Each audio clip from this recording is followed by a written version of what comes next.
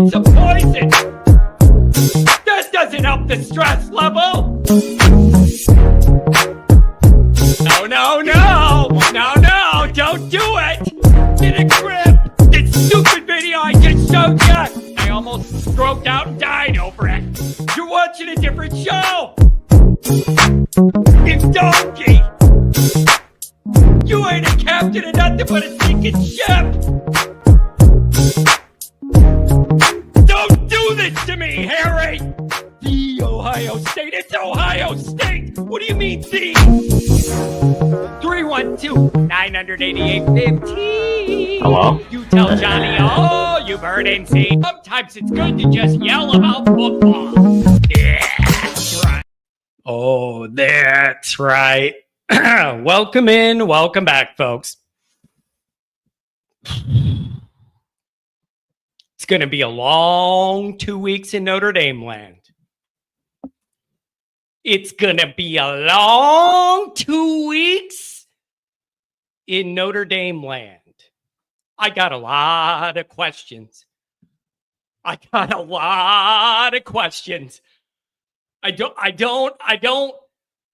There are things with this I just don't understand. There were things with this game that I can't wrap my mind around. So credit Miami. They were ready for the moment. They did whatever. Beck made the throws he had to make. Good. Congratulations to them. Tough win. I know everybody's mad. Go ahead and like it's my fault. Go ahead and yell at me. I don't care. That's what I'm here for. Go ahead and yell at me if it makes you feel any better. I got a lot of questions, you guys. All the quarterback stuff. The quarterback's the least of my worries. It's unbelievable. All the time Notre Dame land spent worrying about Carr or Minchie, or if you were going to have a quarterback, it's the least of my worries. The quarterback's going to be fine. That ain't the issue. Chris Ash. Oh, I got it on the bingo card. Wait and see with Ash. I waited, I saw, and I got a lot more questions than I got answers. What are you playing? It almost felt like you were playing like when we had no talent and you played Alabama and you gave up a 9-yard cushion. And that was a win for Notre Dame if they laid it up and only got 8 yards on some easy pass. Like,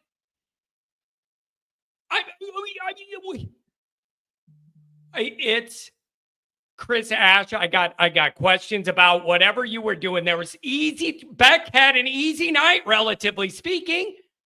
Sit back, no pressure. Oh, nobody's open deep, 8 yards. Oh, nobody's open deep, 7 yards. Oh, nobody's open deep, 11 yards. With not a lot of pressure from Notre Dame till late. And Beck was just chilling back there, delivering wide open passes. No Notre Dame guy anywhere near him. Comfortable 8 yards. So I feel like I got answers on the quarterback. CJ Carr's going to be just fine. That was the question. Now, I don't like the way Notre Dame's O-line played. I don't like everybody being open most of the time when that guy went to pass. Lack of pressure till late. CJ Carr is going to be just fine. But now I got all these bigger picture issues. Carr, Ash, you had one job, Ash. You came in here and you had one job. Don't let the Notre Dame defense regress. 1 week, and I'm comfortable saying the Notre Dame defense regressed. Some rough tackling. The interior. Anybody worrying about the interior of that Notre Dame D-line? That's fair. I'm sorry. Heinisch, you're a captain. You ain't meant to play in this game physically. I love you. You're a captain. You can't play in this game physically. I love what he brings. I love all the try hard. You're not big enough to play in this moment. it's just, man, I just, you almost pulled it out. And so it's going to be really interesting to see what the narrative is here in Notre Dame land when we get through this a little more. Let's see what the narratives are. Is it, oh, Notre Dame almost came back, they found their quarterback, whatever, and you feel good about it? If you're asking me, I got a lot of questions, man. I got a lot of questions. And I don't know. And here's the other problem too. The other problem with this is the places that didn't play well enough tonight. Some of this is, I'm not sure 2 weeks is going to solve the problem with some of this. That was the reason this game was such a big deal, because you got A&M coming next. And so it's just, I got, man, that defense. Oh, man, I can't handle it. I haven't seen that much open space in a Notre Dame passing defense in forever, and it wasn't even hard. That's easy money. What did they pay back? $3-4 million? Psh, psh, psh, psh, outlet, wide open. It reminded me of when we played Alabama in the playoff, and we just given them 8-yard cushions because we were scared of getting burnt behind us or whatever, and it was just easy. And the thing is, it's like, could you get a turnover? Like, where was that edge? Where was that edge? I don't know, man. So I don't know what the takeaway from this is going to be. And then Denbrock. Here's the other thing, too. Can you tell me why Denbrock threw the little flare 98 times, 99 times, and then the 100th? No wonder it got picked off. No wonder it got picked up. You went to it 99 times, and then the 100th time it got picked off. Like, I get that you want to get car completions to get the guy going and get him comfortable. I get that you want to get that guy completion, but every one of them can't be for 2 yards.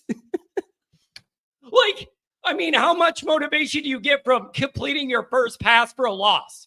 Like, do you really feel that good about it? I guess if your goal was to get him his first completion, you did that.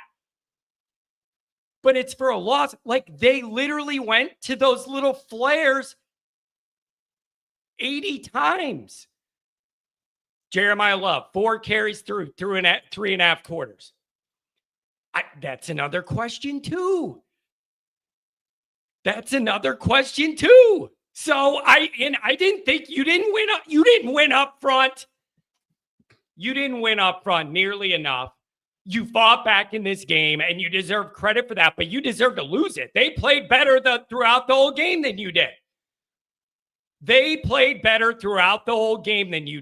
So they deserve to win. You almost pulled it off, but they played better and more put together. And they had a little edge to them that it didn't feel like we had right away. Though maybe it's just, oh, you're going to Miami, oh, whatever.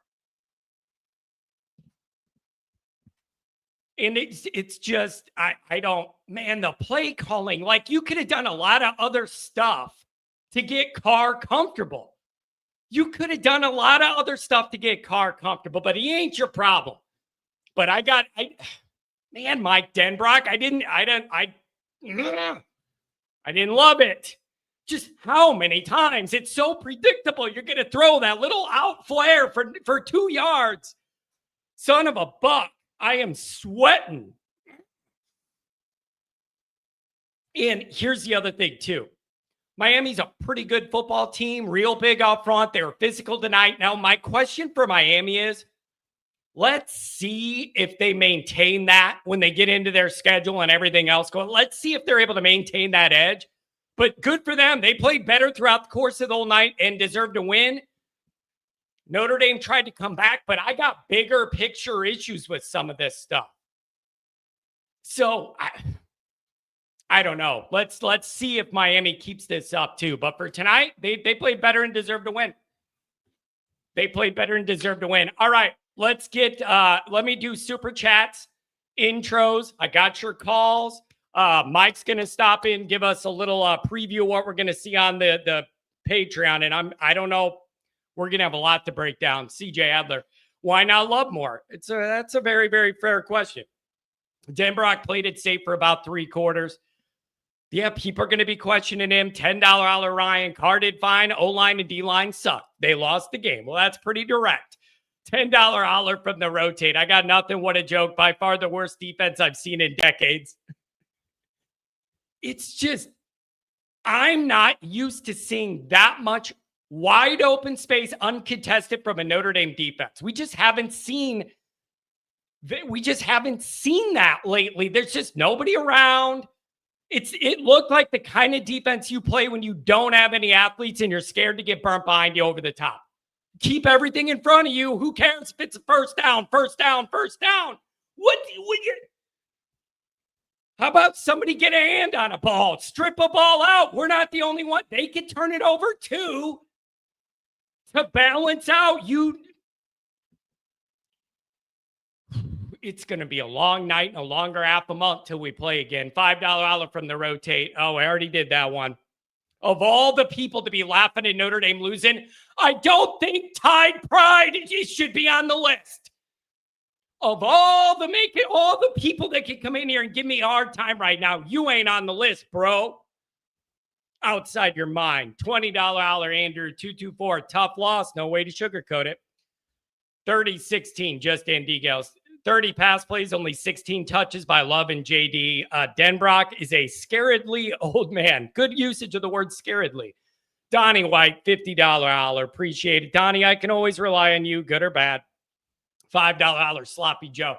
Ash put his saddle on a Mustang. He was calling a glorified pre-bed defense most of the game and has dudes who could lock. It's just, it was hard to imagine. And you weren't getting a lot of pressure, especially early. You weren't getting any pressure up there on Beck either. He was way too comfortable. All those outlets were wide open. But it really did feel like the kind of defense you run when you think you don't have athletes for most of the game. $20 Rodney. We suck again. William Chesney, $20. You don't even have a comment. Just take my $20. $2 from Mark. What's up with the Tommy Reese play calling? Side to side, baby. We're making sure Carr completes these passes for negative yards, 2 yards, 3 yards. Never give up, never give in. $5. We have ourselves QB. That's the plus side. The irony that the biggest question dominating all of Notre Dame land, all of camp, and he was the least of my problems tonight. Ain't that the way it goes, folks? Ain't that just the way it goes? What about the quarterback? How's he going to handle the moment? He was fine. He played with more poise than guys that have been on the team 3 years. $5 holler. Theodore and whatever I can't say.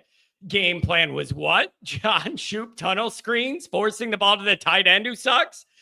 Keep it away from Love and play soft on D. That's a winning formula. $10 holler, JSM, and a bunch of numbers. Thank you very much. $20 holler. Brian Swanson. It's just week 1. I feel after this week, the defense step up. But tonight shows DC was out of his league, but I feel Freeman would get that in check moving forward. Love should add more touches. Love and Price should add more touches. $5 holler from my main man. You all wanted Reese gone. What's the difference between him and Denbrock? $5 Slim Shady Cades. Not sorry y'all lost, but best game of the season so far. Worthy of the rivalry. Enjoy your night, Canes. Thanks for the donation, by the way, and for being nice about it. That's a classy move by you. Mike Witt, $5 hour. How does it take a whole half to put more on Tyreek Hill Jr.? I don't know. Isn't that kid a freshman? Speedy. $5 hour, Dave Orn. Carr did fine. No O-line. Defense needs a lot of help. I did not expect that from the defense, man. Hupper Billy, $10 hour. Gotta be happy for Miami, man. No, I don't. They are struggling for relevance. I don't have to be happy for them. I don't know what you're talking about. Tony, I love you still. $20 hour. Ouch. Second and 2 pass. Yeah. It wasn't. Let me be clear. I don't have an issue with the 2nd and 2 pass. I have an issue with the 2nd and 2 pass that's the same pass you've thrown 87 other times and with 18 people all right where the ball was going. It isn't the 2nd and 2 pass. It's that it's the same one you threw 80 other times. Omar, I can always count on you. I'm not happy at all, but you're still handsome. I'm sweating, so I don't know about that. Right off my receding airline. I lost another 10 years off my life during this one. $5 hour. Can you explain to me exactly what the game plan was on either side of the ball? I'm still trying to figure it out. And that's the hard thing when you do these shows live 1 minute after a game. You have no time to look at the stats. You have no time to process anything going on, man. $10 hour, Jonathan. How is it ND finally gets real QB and then our O-line and play call goes to shit? Carr clearly wanted to push it, but I felt like Denbrock wouldn't let him or let the running backs build up.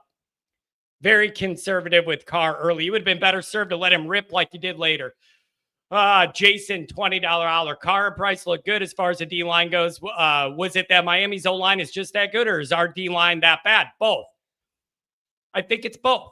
I think what you saw was a little bit of both. They're going to have one of the best offensive lines in the country, and they're big and tough, and it might be a weakness for Notre Dame.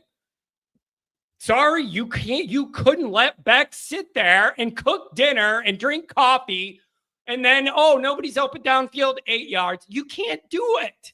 $5 hour from Michael. Eli Reardon. It's spit it out. Eli Reardon can't catch football. That's a problem. $2 hour from Zach. Some of the weakness seem borderline unfixable. That's on my mind.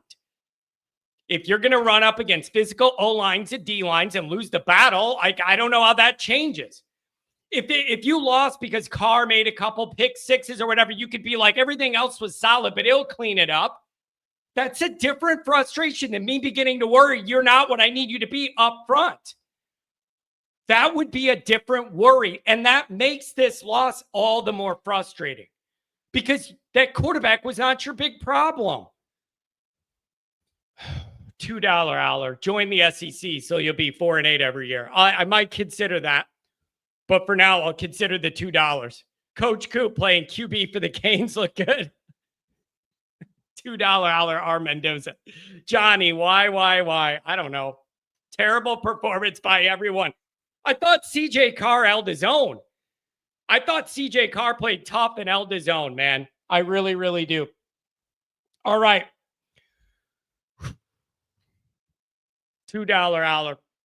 Penn State fan here. 1-0 feels pretty good. Yeah, I'm sure it does. Keep playing those high school teams. Keep playing three of those high school teams till Oregon. Stack up them wins. CJ got that it factor. $2 hour. All right, here's what we're going to do, guys. Right off the bat, we're going to bring Mike Goolsby in, and we're going to get some of his thoughts. And then after that, we're going to go right to the calls. I got a full bank of calls. And we're only going to do a few minutes each. I want you guys to give me your main bullet points, main takeaways. We're going to do like 3 minutes each, like a real radio call, a radio show, and get through as many of these as we can. $10 hour micro transactions. Extremely frustrating, but holding on to the silver lining. This loss doesn't feel as heavy as I expected. And I think it could be the start of a promising season for Carr. Love you, John. Hey, thanks for the kind words. We're all in it together tonight, folks. We're all in it together tonight. Mike Goolsby, welcome to the show. What's up, John? John, just so I don't step on your callers, I'm starting a timer. 5 minutes, I'm out. Need to watch the film, John. Super underwhelming first half. The whole thing just felt like bleh.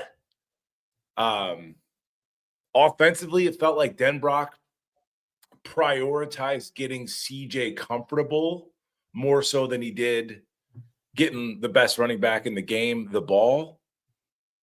I think that Denbrock maybe made a miscalculation there. I think there might have been a miscalculation there in terms of Denbrock maybe assuming the defense would hold up a little bit more than it did.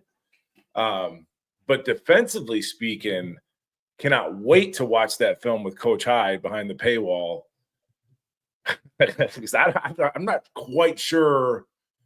And Coach Clark, who'll be breaking down the offensive stuff on a separate text chain. You got 6 different text chains. You got the Patreon chat going. Clark's like, this is bullshit. If we're gonna play soft defense, and then eventually he predicted, he was like, you're gonna put the game in the brand new quarterback's hands. He's like, I'm going to bed. He's like, let me know when you get the film, because there was a nothing burger on defense. Drake Bowen was a non-impact. Adon Schuler should have had a pick or a kill shot, and he's back there trying to catch a freaking punt. Those are 2 captains. Heinisch, another captain, kind of getting just on. He's playing the wrong sport. He had figure skates on him. He's on skates all game. So we need to watch the film and really kind of break it down, because this is one of those games where you walk away from it going, what the hell was that? And hopefully the film will give you a little bit of clarity. Yeah, it's man, it's frustrating. All those questions you had about quarterback, and I leave this, Mike. It's one of the lower questions I have compared to some of these other items. I wasn't expecting it. Yeah. You have to bear in mind, all of us bear in mind, go back to Al Golden's first handful of games. We had the same kind of feeling. I can remember that being like, go back to the NFL. This isn't going to work. So you have to kind of keep that in mind.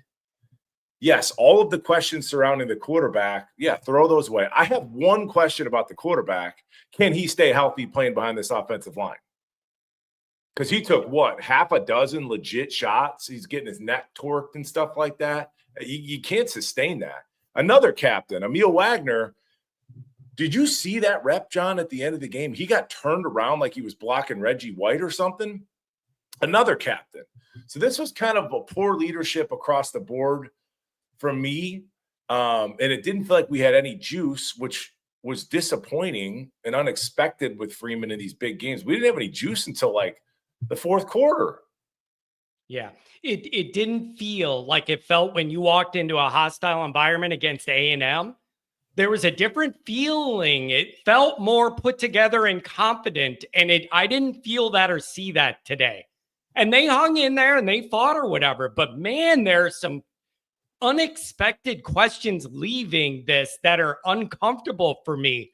I want to hear what you're going to say about Denbrock's approach to this offense too. Over on Patreon on Monday Night Raw, where you could really let it rip, because I got a feeling you're going to have some thoughts when you watch this film again on kind of the way that offense went and some things you didn't get out of it. I mean, it's so interesting. I mean, Denbrock was there during camp. You knew Carr threw a ton of picks in camp trying to be an aggressive player. So, you want to assume, John, that Denbrock's taking that into context. But then again, you got to look at the whole thing, the whole picture. All that quick game, the screens. Did he fully trust his offensive line to hold up for his young quarterback? You gotta. And again, coming out of this game, you're like, Jesus criminy, Mike, what are you calling on offense? You got to take this thing into account. And again, Absher, horrible in pass pro. By the end of the game, you had your backup left tackle in the game when, it's nut cutting time. So again, it's very reactionary, but that was the whole idea, brother, behind getting the film loaded. It's just walk everybody through it. Like, this is exactly what took place. And it kind of worked out. If you want to put a positive spin on it, do the dink and dunk, dink and dunk, dink and dunk, dink and dunk, dink and dunk, dink and dunk, behind the line of scrimmage, behind the line of scrimmage, behind the line of scrimmage. Got him comfortable. And then CJ, once he was comfortable, got a good sweat going, he was able to make some throws. So maybe it worked out. I don't know. But CJ Carr ain't going to make it through a whole season behind that offensive line. Yeah. And then, no way. So then the next question is, now you got 2 weeks, right? You got 2 weeks to prepare for A&M. And it's not like you're coming home and you're playing Central Michigan or somebody where you feel like, okay, we'll get on the right track, build some momentum. You got a serious situation. It's coming in 2 weeks. Yeah, buddy. And then we got to figure out how much of this is correctable and how much of this is like you just don't have some dudes where you thought you had dudes or you need dudes. we got dudes. At least defensively, we got dudes, and we're very young. You know, you see Tay Johnson out there, number 9, looks like an absolute freakazoid. We got dudes. But you know what, John? These coaches are going to be watching film on the flight home. If you want to learn what's correctable, we'll do it as a fan base. Watch the film, no different than the coaching staff and players. John, I'm out of here. Love you. Don't stay up too late.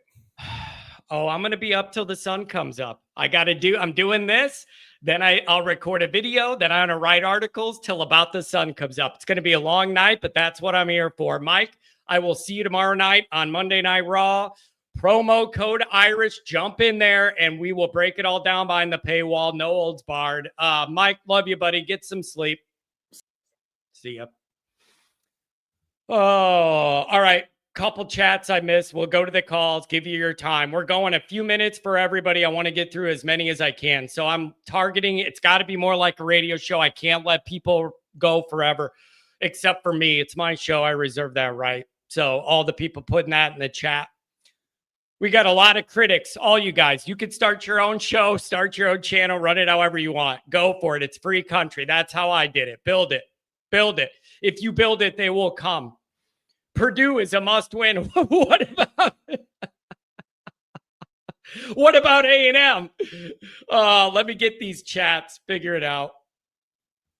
Terrible performance by everybody. All right, let's get through these. We'll go to the calls. $5 holler. Glad we had an O-line screwing around at an ATV. That's old news I don't even want to think of. CJ Carr got that it factor, that's for sure. $5 holler, Pat. I'm first. Phil and Eric are with me and have comments. Oh, boy. What are we going to get? $10 holler, extremely frustrating. Silver lining, we did that one. Purdue's a must-win. ND, calm down. ND has future at quarterback. That's for sure. Rick, $200 holler. After midnight, I go back to only being an Aggie fan. Faison's a stud. Card show toughness. He's the future. Now riding Love and Price is beyond me. Me too. This was on the coach. Love the show. Yep, and we'll see your Aggies soon. $5 holler, Callahan. O-line sucked. Wasted 2 quarters thrown to the sideline. You didn't use your number 1 threat. Defense, this defense. $20 holler. After this game, we'll be lucky to go 9-3. Look forward to seeing you at the Purdue game. Yeah, we'll see you at least. Oh, man, it's frustrating. Pat, what's going on?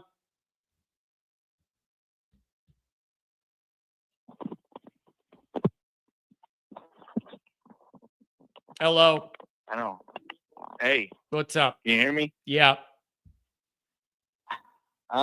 Johnny. You know, it was hard to watch. Yep. And I'll say, hold on, I got the TV, but I gotta walk away from the TV. It was a poorly coached game. And it was, you know, I think the quarterback, CJ Carr, played the game that he was in to play. And it was a failure on the defense. How fixable is that, Pat? Ultimately, it was a failure. How fixable is that in the next 2 weeks? Do you think there's a little scheme tweak, or do you think it's more personnel? Here's the thing, John. I don't think it was a problem with CJ Carr. I think it was a problem with the coaching staff. I'm in on Freeman. I'm in on the coaching. I felt like this is a Brian Kelly coach team. Yeah, except for last night, right? Yeah, it was no. Even last night, that guy was trying to lose the game. But I don't care. I don't care about that. It was the they tried to protect that guy when that guy was looking to throw the ball. Even there was the one play they had to go for a first down and they didn't even run a route that would have got him a first down. They're showing the replay in the game, and there's no guy that was in position to get a first down. Like it's just I'm terribly disappointed in Denbrock. Whatever. They had a game plan. They went into it. It was the wrong game plan. Yeah. All right. It was the wrong game plan. Yeah. Well, you got 2 weeks. So I guess that's the plus side is you do have 2 weeks. But Forget 2 weeks. Forget 2 weeks, John. They just had the wrong game plan. And when their balls were up against it, they had to play football. And they played football. And I just hope this whole program takes a lesson. I hope they take a lesson to say, hey, we can't be in this situation again. If we are going to name our quarterback, and our quarterback is going to be the guy to throw the ball down the field, let him throw the ball down the field. Yeah. Yeah. And they did eventually, but it was late, you know, it was late. Like he was ready for it. It's like he was ready for it. I don't know. But then again, would the line have held up? Because nobody liked the way the line played. Well, I sat there, I got Phil standing next to me, and I sat there the whole game. I was like, God damn, how much do we miss Jagasaw? And I don't know, like Goolsby or, you know, the guys that know stuff, they might disagree with me. But man, the offensive line didn't give Notre Dame a chance to win. Yeah, and they did not give a chance to win. And the defensive line, they never put pressure on. I still think Carson Beck's a subpar quarterback. They never put pressure on him. Mediocre, but you got to get pressure on. Yeah. All right, here's Phil. Hey, John. What do you think, Phil? So I got some thoughts. First off, with the offensive line, they got a lot of work to do. Them boys got to protect a lot better than what they did. They got a freshman quarterback in C.J. Carr, who I actually thought played pretty well against a decent Miami front. And I thought if he had better protection, he could have been a much better player, quarterback tonight, and made some better throws and made more plays. And noticeably, right off the bat, Anthony Knapp got beat on the left side several times, and it ticked me off. And then one of the captains, Emil Wagner, I don't know what the heck was up his butt tonight, but he got beat a couple of times very noticeably. I was disappointed in that. And then, like Pat was kind of saying, with the defensive line, what the hell? I was so mad that freaking defensive front needs to get after Carson Beck. He sat back there. He had all the time to sit there and pick that defense apart. It drove me freaking nuts. I mean, they didn't really start even blitzing anybody till I think it was the second half. And I don't get it. I don't get it. I mean, he sat back there and he had, seems like all the time in the day to sit back there and find the open receiver.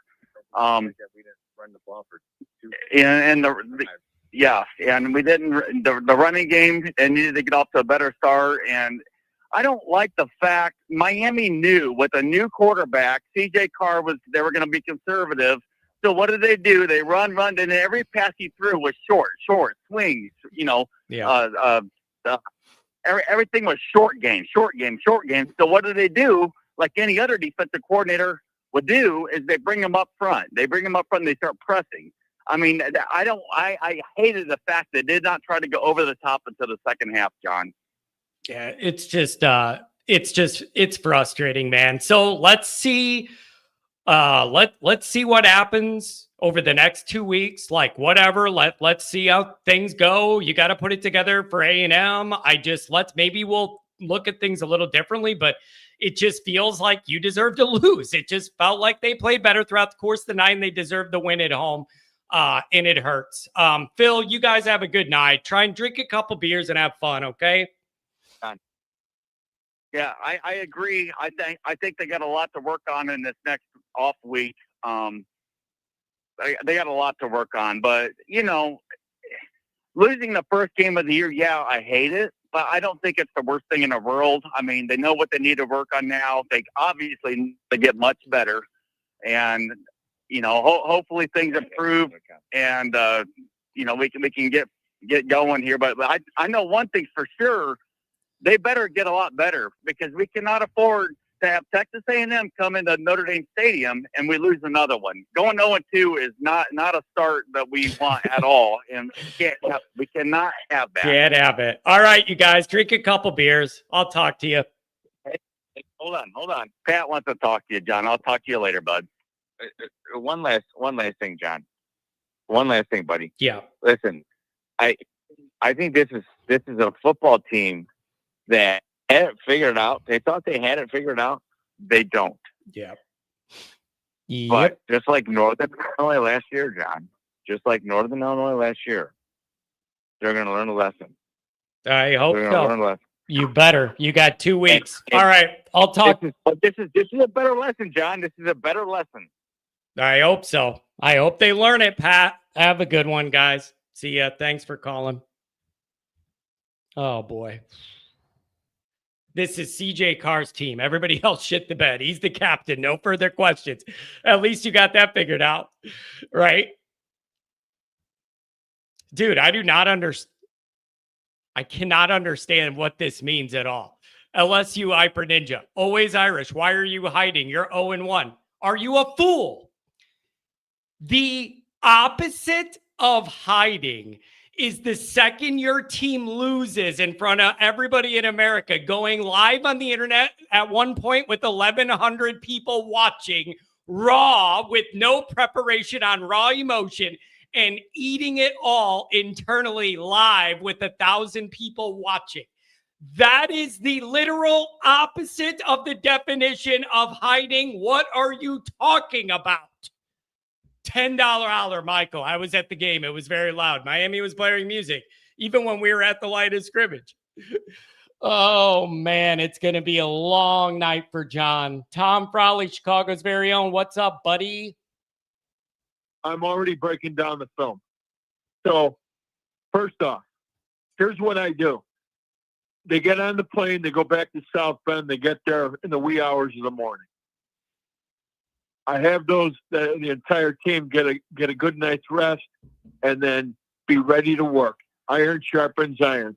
I'm going to go goal line offense against goal line defense until I find a goddamn offensive lineman that wants to play and is technically sound, especially my tackles. What's this bullshit about playing jambalaya and substituting during the game? You're deep into the third quarter and you're substituting. You're putting Will Black in at tackle. What are you doing? Joe Rudolph's got a lot of answering to do. So if I'm Marcus Freeman,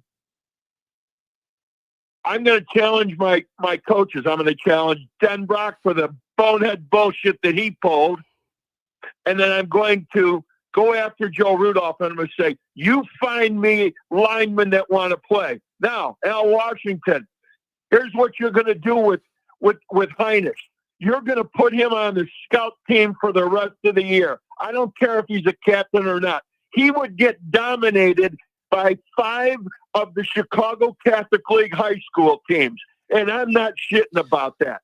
He would get dominated. Tom, what the hell is he doing in there? It's not even anything personal. He just doesn't have the body to play in this moment. No, you know what I mean? Like, it's nothing. Like, it's, we respect the motor and the effort and everything. He doesn't have the body, especially early downs. If you want to do a third down situational thing, that's different. You know who else? Yeah, right. Rudy didn't have the body. Neither does he. He doesn't belong in there. So when they put Armella Mukum in there, when they started putting Rubio in there, he was getting blown out. I'm just watching the end of the first quarter. He played most of the first quarter. He was getting blown out 3-4 yards every time. You can't do that. How is it that a former football player that's not a coach, I can see this. What the hell is the defensive coordinator doing up in the box? Are they not seeing this? I mean, Jesus Christ, you got to make the adjustments before halftime. Tom, let me You know, ask you. Let me ask you about this. I think you found your quarterback, and that's going to be something you can lean on moving forward. But let me, kid. yeah, I think he earned some respect from a lot of people here. But let me ask you, what about the defensive side of the ball? You started out your rant on offense, but I can't let this call go without you analyzing the defense. What did you see there? Well, here, look at Bowen catches blocks. I'm sorry, Tim Hyde is right. KVA should be my starting middle linebacker. I like Drake Bowen. He's a good kid and all that. But not when you're playing a team like that that's running drag routes over the middle. You need KVA to cover. You know what the irony is? People have a problem with almost everybody that was named a captain. Like, honestly, people have complaints with a lot of the captains here tonight.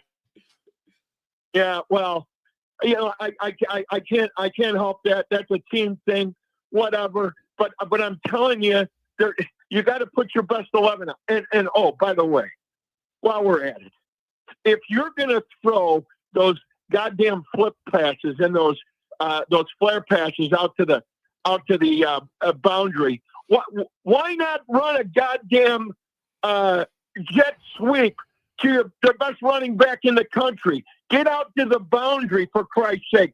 The boundary was wide open to the weak side. The short side of the field was open all night. He could have so could have Jadarian Price. Not one jet sweep. Not one pitch out. No, we're going to just throw it out to Faison. And what about Greathouse? No Greathouse?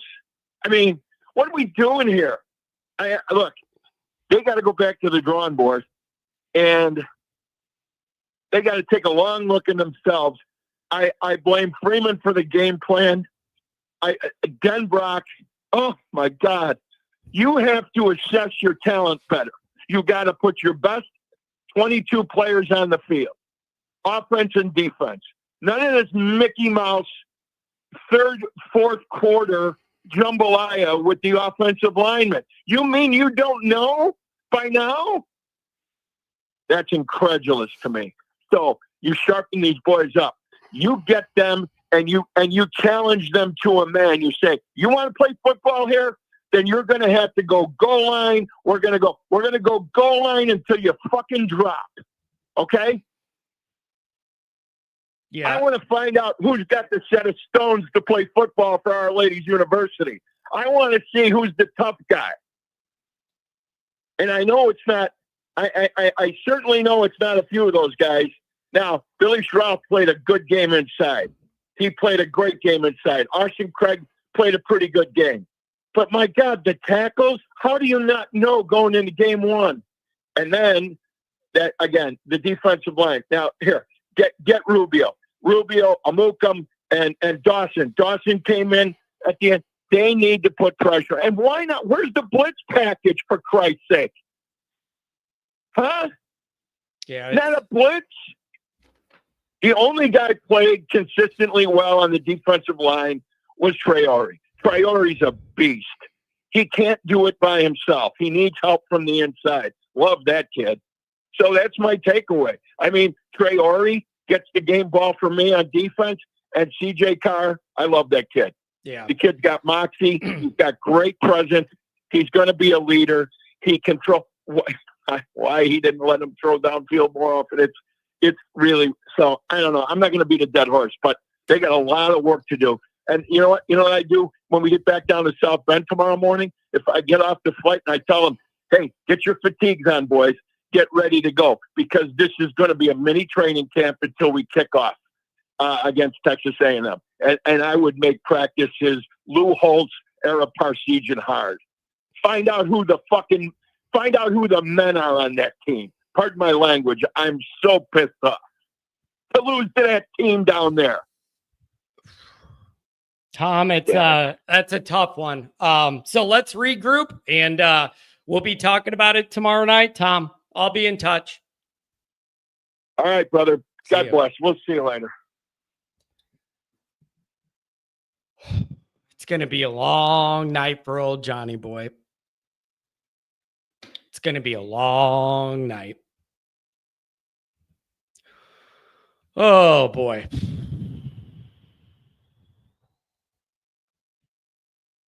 Hit the like button, Johnny Rocks. Thank you. I'll take that. $2 holler from Ryan Diaz. Thank you. $20 holler Pilney. Badly called game. This is on Denbrock calling too many cutesy throws and now pounding it with the two backs. $2 holler. Where was Sneed? This was a showcase game for him. Nate, $10 holler. Deep breath, 3-point loss on the road to a top 10 team. There are reasons for concern with the lines. Can't go small in the D line anymore. Beat A&M. Love the show, Johnny boy. No more screens. What does my dad think? Always Irish Senior. Both O-line and D-line shit show. Offensive game plan. I don't know what they were doing. I love you, Dad. $20 holler.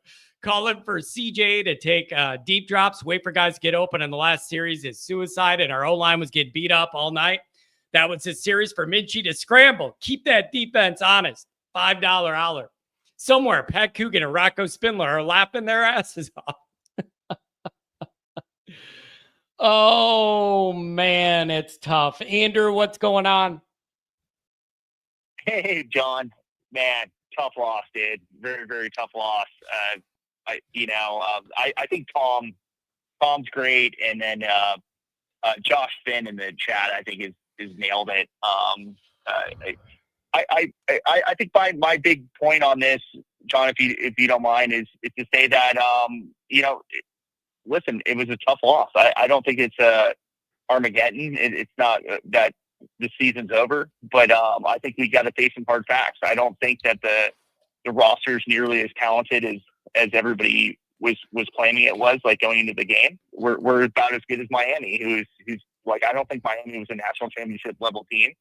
I think a lot of people need to eat crow in the chat who said that Carson Beck's not a good player, because I don't care what anybody says. Carson Beck played a hell of a game, and you saw what happens when you have a good veteran quarterback. You win games like this. But what I think it ultimately comes down to, and I'm going to be really interested to see, Goolsby, Jared Clark, Tim Hyde break down the film. But what I think it ultimately comes down to was what I like to call Saint Mike Denbrock, because you can't ever say anything bad about Mike Denbrock until now, apparently. His play calling, I think he lost the game for them, because on defense, you lost some really big guys, and we felt it. We didn't have Xavier Watts out there, we didn't have Rodney Mills out there, we didn't have Cross out there. But I would argue the defense gave us a chance to win the game at the end. But it was the conservative play calling. It was, and then ultimately what it came down to is that I remember hearing a story that Nick Saban told. Nick Saban talked about how when he was a high school quarterback, the greatest lesson he ever learned as a coach was from his high school coach. And it was the final drive of the game. He's driving down the field. Back in those days, the quarterback called the plays, and they called timeout. And Nick Saban tells his coach, "Hey, I really want you to call this play." And the coach says, "The only hint I'll give you is you have an all-state wide receiver and you have an all-state running back. Call something for those guys." And so he called it correctly, got those guys the ball, and they won the game. And so my thought is, you've got Jeremiah Love, you've got Jadarian Price. Those, going into the season, you don't have to be, you don't have to be a genius to know that those are your two best players. And so my question for you, John, is, do you think that Jeremiah Love and Jadarian Price got the ball enough in this game? No. And I think the answer is no. And no. That's why we lost again. But I would have given 3/4 of those little flare out passes for 2 yards. I would rather pitch it to either one of those guys for that. And I think you're right. In a close ball game, you can go back and analyze all the different play calls that they made. But when you leave, bullets in the chamber, with your two best players, that's what causes you to lose the football game. And to your point, John, I was so ready to call in and say, not getting a veteran transfer quarterback is going to be the cause of Notre Dame potentially losing this game. To your point, I think Carr played his ass off, and I think that's really hats off to CJ Carr. He really did. I mean, he wasn't shaken by the moment. Yeah. But it was the play calling of Saint Mike Denbrock, a guy who just who I thought really underwhelmed last year, lost us the NIU game, never scored more than 30 points in those playoff games, and then really came up short for us here.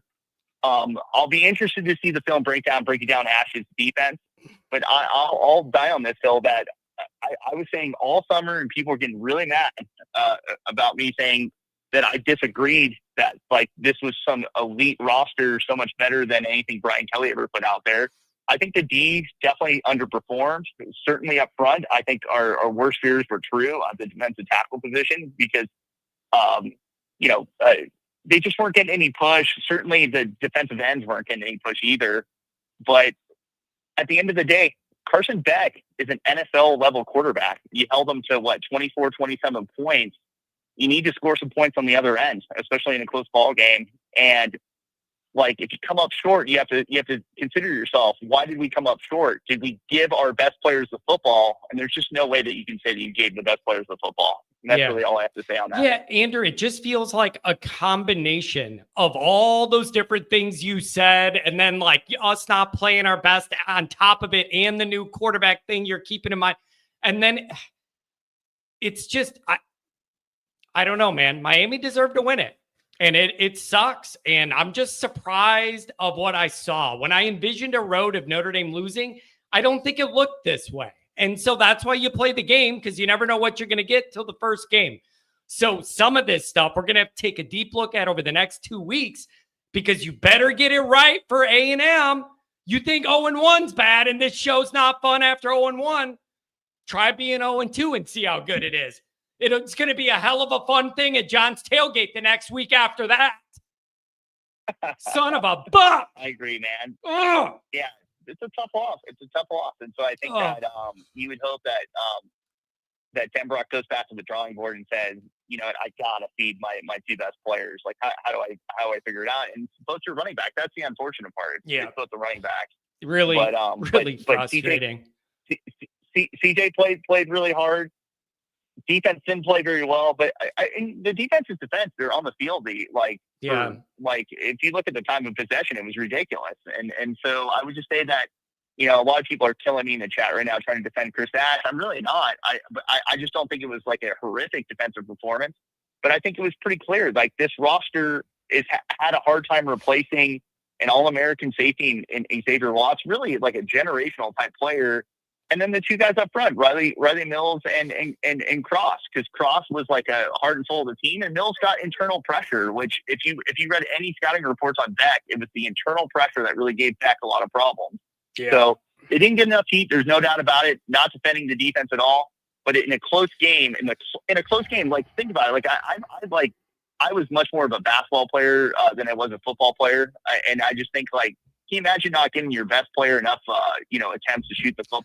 Well, it's not just that. It's that you were trying to protect the quarterback too, right? Like, it's not just the fact of give your playmaker the ball. It's like, that's the best way to help this quarterback too. You could have done two things at once instead of throwing 58 flare passes for 2 yards.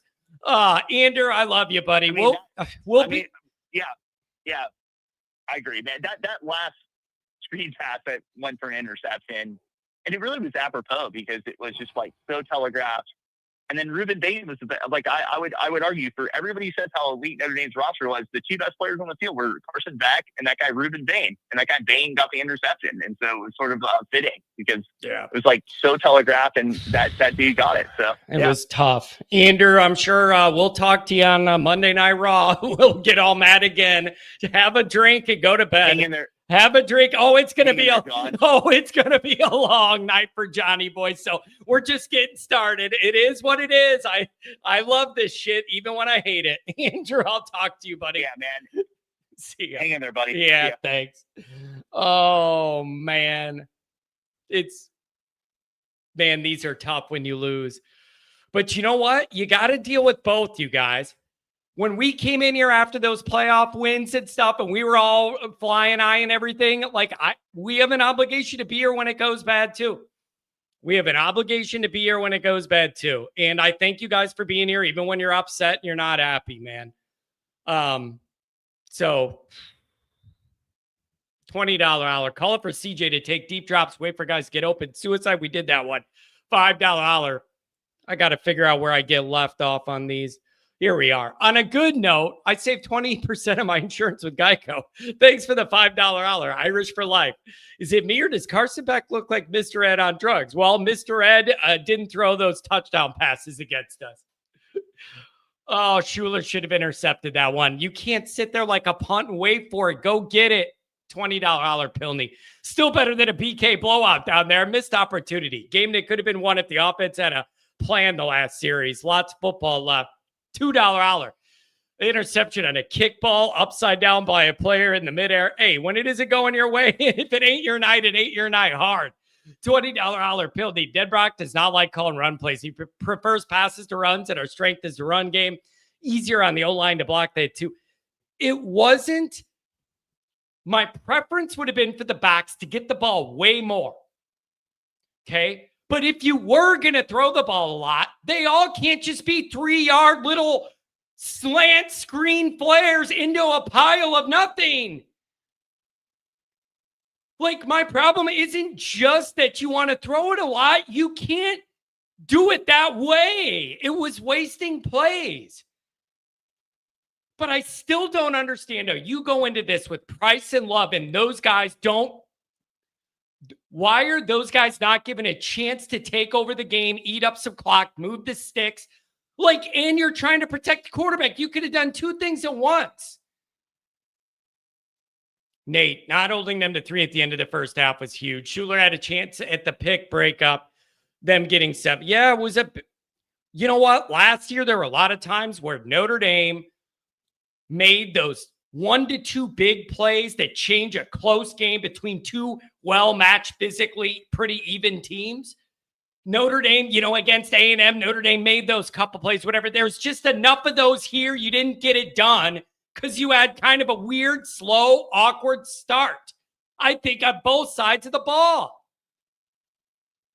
It's going to be a long night and a long 2 weeks. D-line look good in camp because the O-line stinks. There's a theory. $2 holler. Breaking out the bourbon week 1.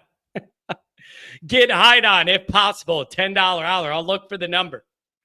If we're 1-1 after week 2, we're okay. I think you mean week 3, game 2. Well, yeah.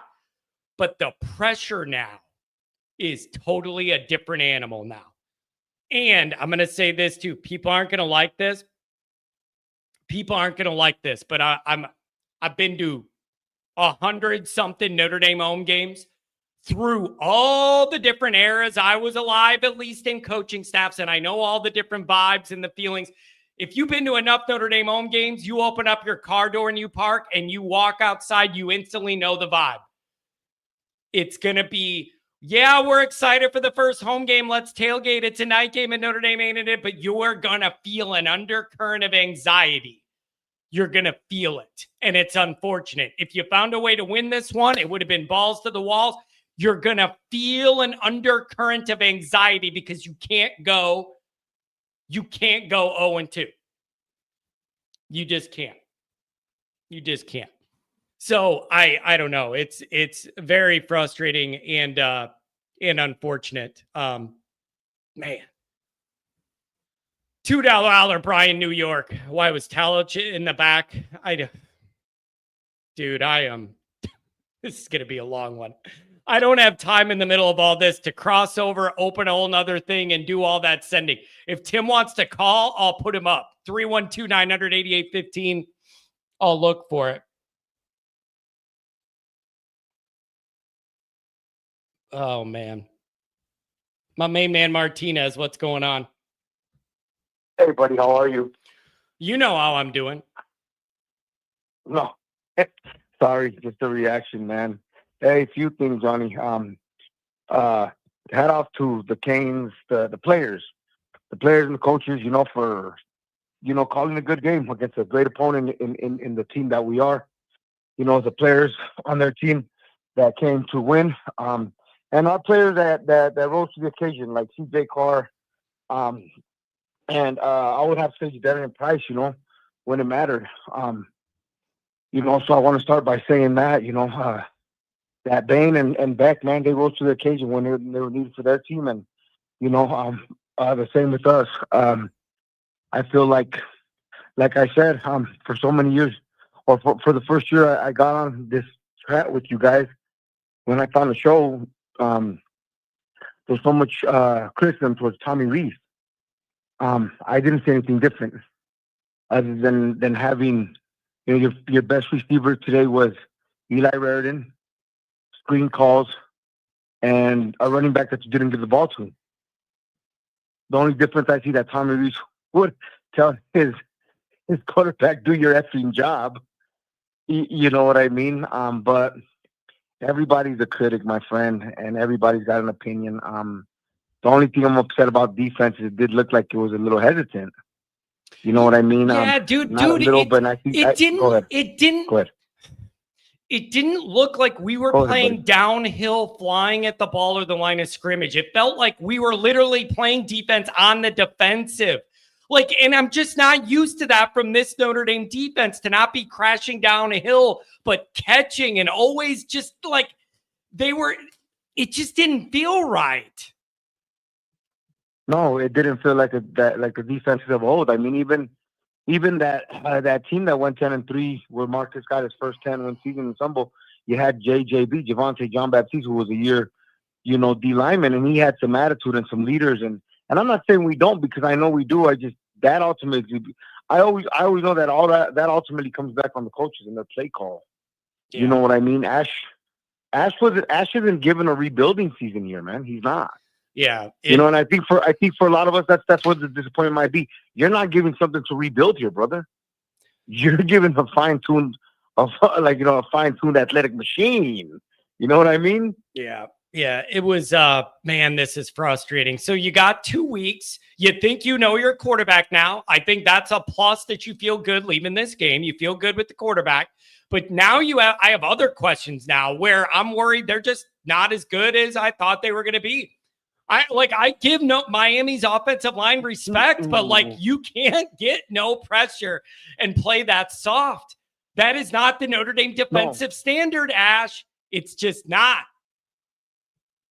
No, it's not, John. So I'm gonna naturally, I was numb for the last 20, 30 minutes. That I told my girlfriend, let's go, let's leave the apartment, let's go get some ice cream. I'm really upset right now, because I'm turning over a new leaf. Yeah. But I want to look at things in the positive. Like you said, we know who our quarterback is now. We know that he's a baller. We know that we really have no game film on him. We know that the guys on the field looked like they had confidence in him. Now, did our coordinator look like he did? No. Yeah. No, he did not, because he kept doing the same play over and over. Hey, man, at this point, this boy's a baller. He's not scared. Let him rip. Okay. But we go into week 2 with some positives, man. And one thing, like Freeman says over and over, you learn more from your losses than you do your wins. And he's proven that. Definitely we are a little thin on our D-line, but we've known that, Johnny. That's something we've all known. You know what I mean? And eventually it'll happen. It'll evolve. When it happens, hopefully sooner than later. You know what I mean? Hopefully sooner than later. Don't get me wrong. I'm just as upset as you are. I'm pissed, but I mean, the game's over. The game's over. They didn't lay down. I mean, the Kelly team, and like I said, I'm not going to bring it up anyways. They didn't lay down completely. There were some mistakes that happened, and the team that capitalized on the other team mistakes, they came out the victors. Yeah. That's the way it goes. Yep. It was tough. But hey, the positive is you got your quarterback. That kid is what they thought that he was, or whatever the saying is, and he's going to be good. And now you just need to you got a lot to figure out in 2 weeks. Anything else, my friend? Thanks for calling. Yeah. Hey, brother, real quick. I got the old school Fighting Irish logo tattooed right on my left bicep. And your gifts, I sent them to Tom. He'll be getting them to you. Oh, fantastic. Okay? I appreciate that. Yeah, I'll be seeing him. He'll be getting them to you. Hey, and my girl right before the game bought me this awesome Notre Dame hockey jersey, man, that I've absolutely loved, man. And well, that's that good. Kind of eased the pain a little bit. You got a good girl. Go hang out with your girl or something instead of worrying about this. Hey, Johnny, I love you guys, man. We're gonna be okay, man. It's a disappointing loss. but we're going to be okay moving forward. Onward, Notre Dame, Johnny. Have a good one, buddy. All right, here we go. You asked for it, and you got it. Coach Tim Hyde joining the show. What's going on, Tim? Hey, Johnny. How's everyone doing? Having fun? Oh yeah. It's gonna be a great night for me. We're off to a rousing start here. It's a rough night, Tim. What do you? I want your perspective, just like I wanted Mike's, because you're a film guy, and that is something that comes natural to you. What did you see tonight? What surprised you? What do you make of this? I'll be honest. So many things that happened tonight I feel like I've been chatting about for months. I was worried to high hell about, just defensive line. They ended up holding Miami under 4 yards, for the night, but man, there was times they just got blown off, but Miami's a hell of an offensive line. So those guys are good as heck, especially the right side. Those guys are monsters over there. There was a couple of times where guys were just getting blown backwards, but no, I actually just finished watching the game like 5 minutes ago. I've been watching it pretty slow, rewinding it, going backwards. I've been saying, I know I've been saying this with Goolsby for a year and a half. How in the hell is KVA not playing 90% of the snaps? Someone just please answer that question, because that dude, that's an All-American linebacker. He is making plays all over the place. Even a couple times, he's knocking running backs into somebody else. His effort tonight was outstanding. So when people go back, I can't wait to watch this film with Mike, because 27 was everywhere. Bowen, I don't know. I guess I'll be nice on the phone, but very, very disappointed. I thought Osbury and KVA were the two best players in the front group. Pretty outstanding. But man, I keep going back to that. How in the hell did a Don Schuler not pick off that touchdown? Yeah. What the heck are you doing? I must have watched that play 12 times during halftime, and I'm sitting there, I'm like, what the hell?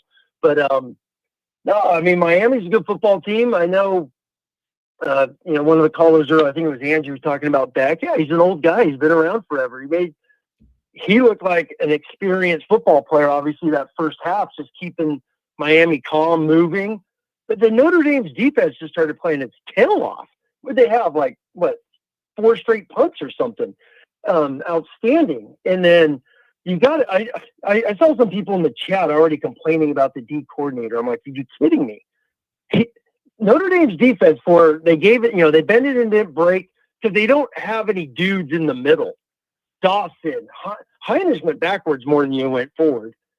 Anya, Rubio is probably the best one I felt over the night, at least watching it. But there's no pass rush. There was times Beck's just sitting back there in a stool, hanging out, throwing whenever the hell he wanted. So there's only a couple times Young had a pressure. I think Traore had one. KVA had one.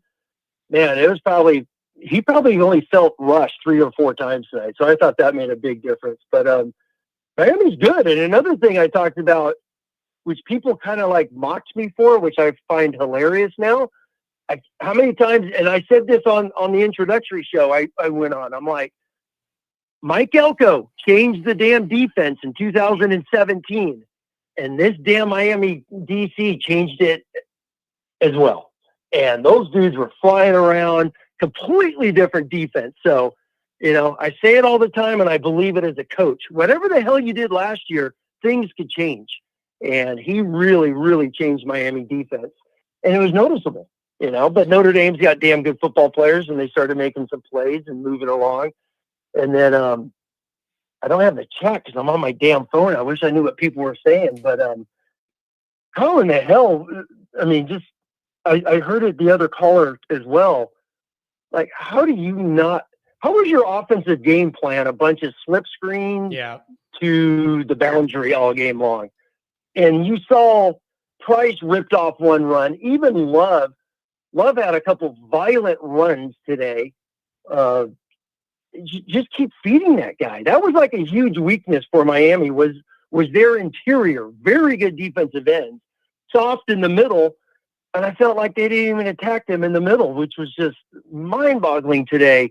how they just didn't come out and establish a run game. I think the first 6 plays of the game were passes, and they're all just little dump passes. So that, especially in that crazy humidity, what was it? They said 91% humidity, and you're throwing the ball over the place. So that was a little frustrating, but I thought, hell of an effort. Notre Dame. That is one thing under Marcus Freeman, man. You kind of felt like, oh my God, is this thing going to turn into like a 17-point loss? And it ended up only being a 3, and they rallied their tails off and made some big plays. And so as Tim, life goes, right? Let me ask you this. Let me ask you this. As we get now, we got a 2-week window between tonight and A&M, the next ball game. What are you looking forward to getting over to Patreon, looking at deeper in the film, or just in your own mind and exploring when we get into the week and then Monday Night Raw and everything we do over there? What are you most looking forward to digging into to find more answers for? Yeah, number one on defense is just going to be obviously the man to the zone combination. I'm really curious about that. There was definitely a couple key times where they played zone. And like the one tight end corner into the boundary for a big first down. There's a couple other little check downs that were pretty soft coverage. Just to see that type of combination. Really curious to see some of the safety angles.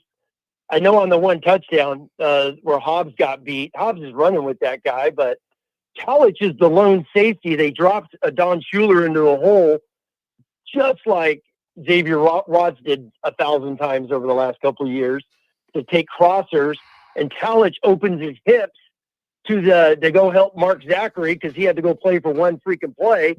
And by him opening his hips, you got that deep bend route by the slot versus Hobbs. So really curious to see that. I'm going to I already took some notes. I don't text anyone during the games. I just can't. I throw my phone away. And I'm watching the game like crazy. Yeah. And I'm dying to watch the linebackers because from what I saw, and KVA and Osbury fill. I'm talking they will fill, force run plays. Bowen is he peaks and valleys, man. There's times he's getting mauled because he just stands there.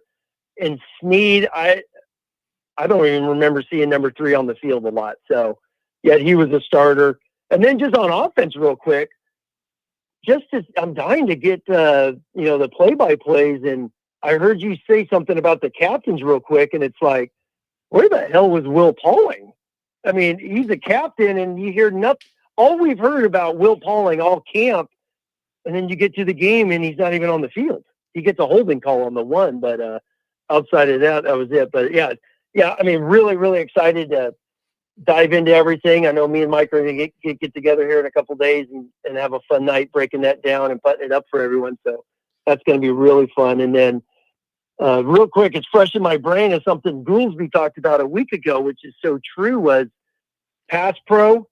Lambert got beat horribly once. Absher got beat horribly once. And then on the other side, but they're young guys. It's like, it's going to happen. Hell, at the end of the game, you got 2 starting offensive linemen not even in the game. They're already playing 7 guys in the first game. But defensive pass rush is what we saw. And I'm talking about the good football teams. I'm not, I don't care about some of the, the slop they play this season. Can they generate a pass rush? Freeman said it right going into halftime. He's like, hell, if we can't generate a 4-man pass rush, what are we going to do? So to some effect that Freeman talked about that. So really curious to see, can they generate a pass rush? Number 61, I heard Andrew talk about the best football players on the field were Beck. Bain was a man-child. He just, whoever he played against, he was a freak out there. And then the right tackle, he gave up a sack against Traore, but number 61 definitely looked like a future first-round pick. So he's a stud. And that was interesting that the best players on the field were those 3 Miami guys. And then how in the hell do you just not give Jeremiah the ball in this game? Yeah. I mean, even the announcers are like, he's touched it like 4 times in the first 30 plays. That's just wild. Yeah. So yeah, it's man. Any questions out there or anything? I got my brain's just moving. I know it's a lot of trolling. That's what we're getting in the chat. A lot of Notre Dame trolling and a lot of trolling in me, Yeah. and it's fine. Like that's what comes with doing this. It's fine, man. That's how this goes. I'm fine with it. Let it rip. Hey, Let it rip. Exactly. I was going to say, because Penn State played Nevada, USC played Missouri State. I don't even know Missouri State played football. So so you got some of the cupcakes. And Notre Dame played a top 10 game on the road and lost by a field goal. Yeah. In the last minute. So, they're going to be battle tested. They're going to be hungry. Home opener against A&M. That place is going to be electric. And then Notre Dame just got, I mean, my God, we were just here the same damn time basically last year, right? Yeah. Not so much after A&M, but obviously after NIU, as we all know. So we're right at the same spot. I mean, one more loss and you're on the road in the playoffs. No way in hell is Notre Dame getting a home game at 10-2. Yeah. So you got to run the table, or you're going to be on the road, or you're going to the Pop-Tarts Bowl. So yeah, Notre Dame's in a hole, the same spot they were in a year ago. So how are they going to rally? And then lastly, hell, John, I've been on for 10 minutes and we haven't even talked about CJ Carr. So, but you know what? Real quick, I know you probably have other callers, and I want to listen to the show and hear some of the fellas call in. But it's going to be interesting to see CJ, because how do you grade him in the first half when he wasn't allowed to do anything? Yeah. And that's what I'm curious about. And then Eli, some big drops. But I've been talking for 9 months since they got Fields. I was excited, because it didn't matter if it was going to be Kenny or CJ. You got a young quarterback. Fields is a monster. And Eli Reardon, these guys are huge catch radius guys, monster arms. Toss it up and let them make plays. And we only saw one time to Fields, one time. Yeah. So, yeah. And I think that was a frustrating thing. So I think the more I talk, the more frustrated I get, but excited to dive into it, man. I can't wait to jump in the film, hang out and make some videos. I already got some things turned into my brain to pump out to, the people on Patreon who are awesome, by the way. So, can't wait to go read that chat, because that thing was rocking today. So, yeah, it's yeah. So we got 2 weeks to break it all down and figure it all out, and get ready for A&M. Tim, thanks a lot for calling in. It's a joy, man. I had Goolsby on earlier. I have you jumping on. Great team. Patreon promo code Irish. You guys jump in. You get to see us break everything down. Tim, we'll see. We'll see you on Monday Night Raw. Yeah. Oh, no, I was going to say a quick 30 seconds just as we all soak this in and go to bed, like you said, John. It's like it's game one, crazy road environment, 90% humidity, a rookie who, those stats before the game when they put Beck stats and CJ Carr stats up, and it's all zeros. It's like there's going to be some positives coming from this. And who's ever going to the game at A&M, man, scream loud, get hyped. And let's get this team going one-on-one, and let's get a rally. So I'll see everyone this week, and looking forward to chatting with everybody. Thanks for the time. Tim, thanks for giving me a call, man. We'll see you tomorrow night on Patreon. Thanks a lot, buddy. Oh, man, that was really solid. Oh, that was rock solid. All right, promo break. I need to grab a water. We'll come back, and we'll give it back to the callers. Every dollar matters when you run a club, bar, restaurant, or country club. Lost tabs, slow payments, and walkouts cut into your profits fast. That's why venues trust the City Cheers app. With City Cheers, guests can receive promo details for your upcoming events and open and close their tabs right from their phones. Payments are instant, your walkouts will drop, and your team saves time with fewer card runs and less hassle for everybody involved. Managers get real-time reporting and transaction tracking, so you know exactly what's happening on the floor, from sales to staff performance. Servers can handle more tables with less effort, boosting check averages and increasing their tips.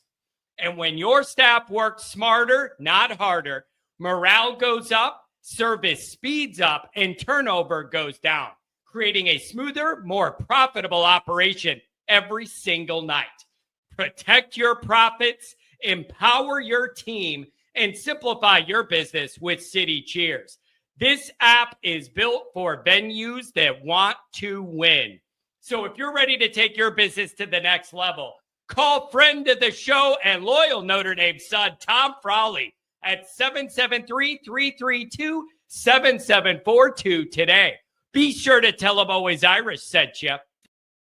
I'll tell you this, you might not want to call Tom tonight. I think he's in a bad mood. Judging from his call earlier, I'd give it till tomorrow before you dial up before you dial up Tom. I think he needs to cool off. He ain't talking business. All right, let me get caught up with the chats, and then we go right back to the calls for the home stretch. Oh, man. Craig, it's good to see you, buddy. $5 hour. We'll see you in a couple of few short weeks. We'll see you. Oh, man. Thanks for nothing, Irish. 0-1, straight to crap. $2 hour. Great house had as many catches as you and I tonight. Persona non grata. Jerry, $10 hour. I basically called the score of the Marshall game that year, and it almost gave you a stroke 2 years ago. Final four in the CFP, LSU, Penn State, ND, and Miami. Ooh. $5 hour, Craig. John, the announcers literally said the play calling was what Carr ran in 7th grade. I just thought there'd be a little more trust in the guy, or like exploration to see what he can handle. $5 hour. Michael Irvin, I don't want to go there. CJ showed a lot of guts. Yeah, $2 hour. In Tim we trust. Indeed we do. Denbrock should be in the booth. $2 hour from Brian. West Coast. What went wrong tonight? How much time you got, buddy? I'm not even in the mood to do my jokes. $5 hour. John, thanks for being real with us every time. You soften the L's, make the wins bigger. You're amazing, and we love you always. God bless. I'm telling you, a night like tonight, those messages mean the world to me. Like, it's just tough treading. Adam, what's going on? Trying to just survive this, my friend. How are you doing, bud? It's going to be a long night, but whatever. Yeah. No doubt. I was just, I think, the biggest thing that I'm having trouble with right now is just the kind of almost the shock and awe of the fact that everything that the majority of us had been talking about or having faith in ended up not coming to fruition. Where I thought we were going to win in the trenches and bully this team, on the offensive and defensive line, we were getting pushed around. And when they were running the ball, our guys would be hitting them. Linebackers, safeties, didn't matter who it was, and they would still be going forward 2 or 3 yards. The tackles for loss were just not there. The pressure on the quarterback, not there.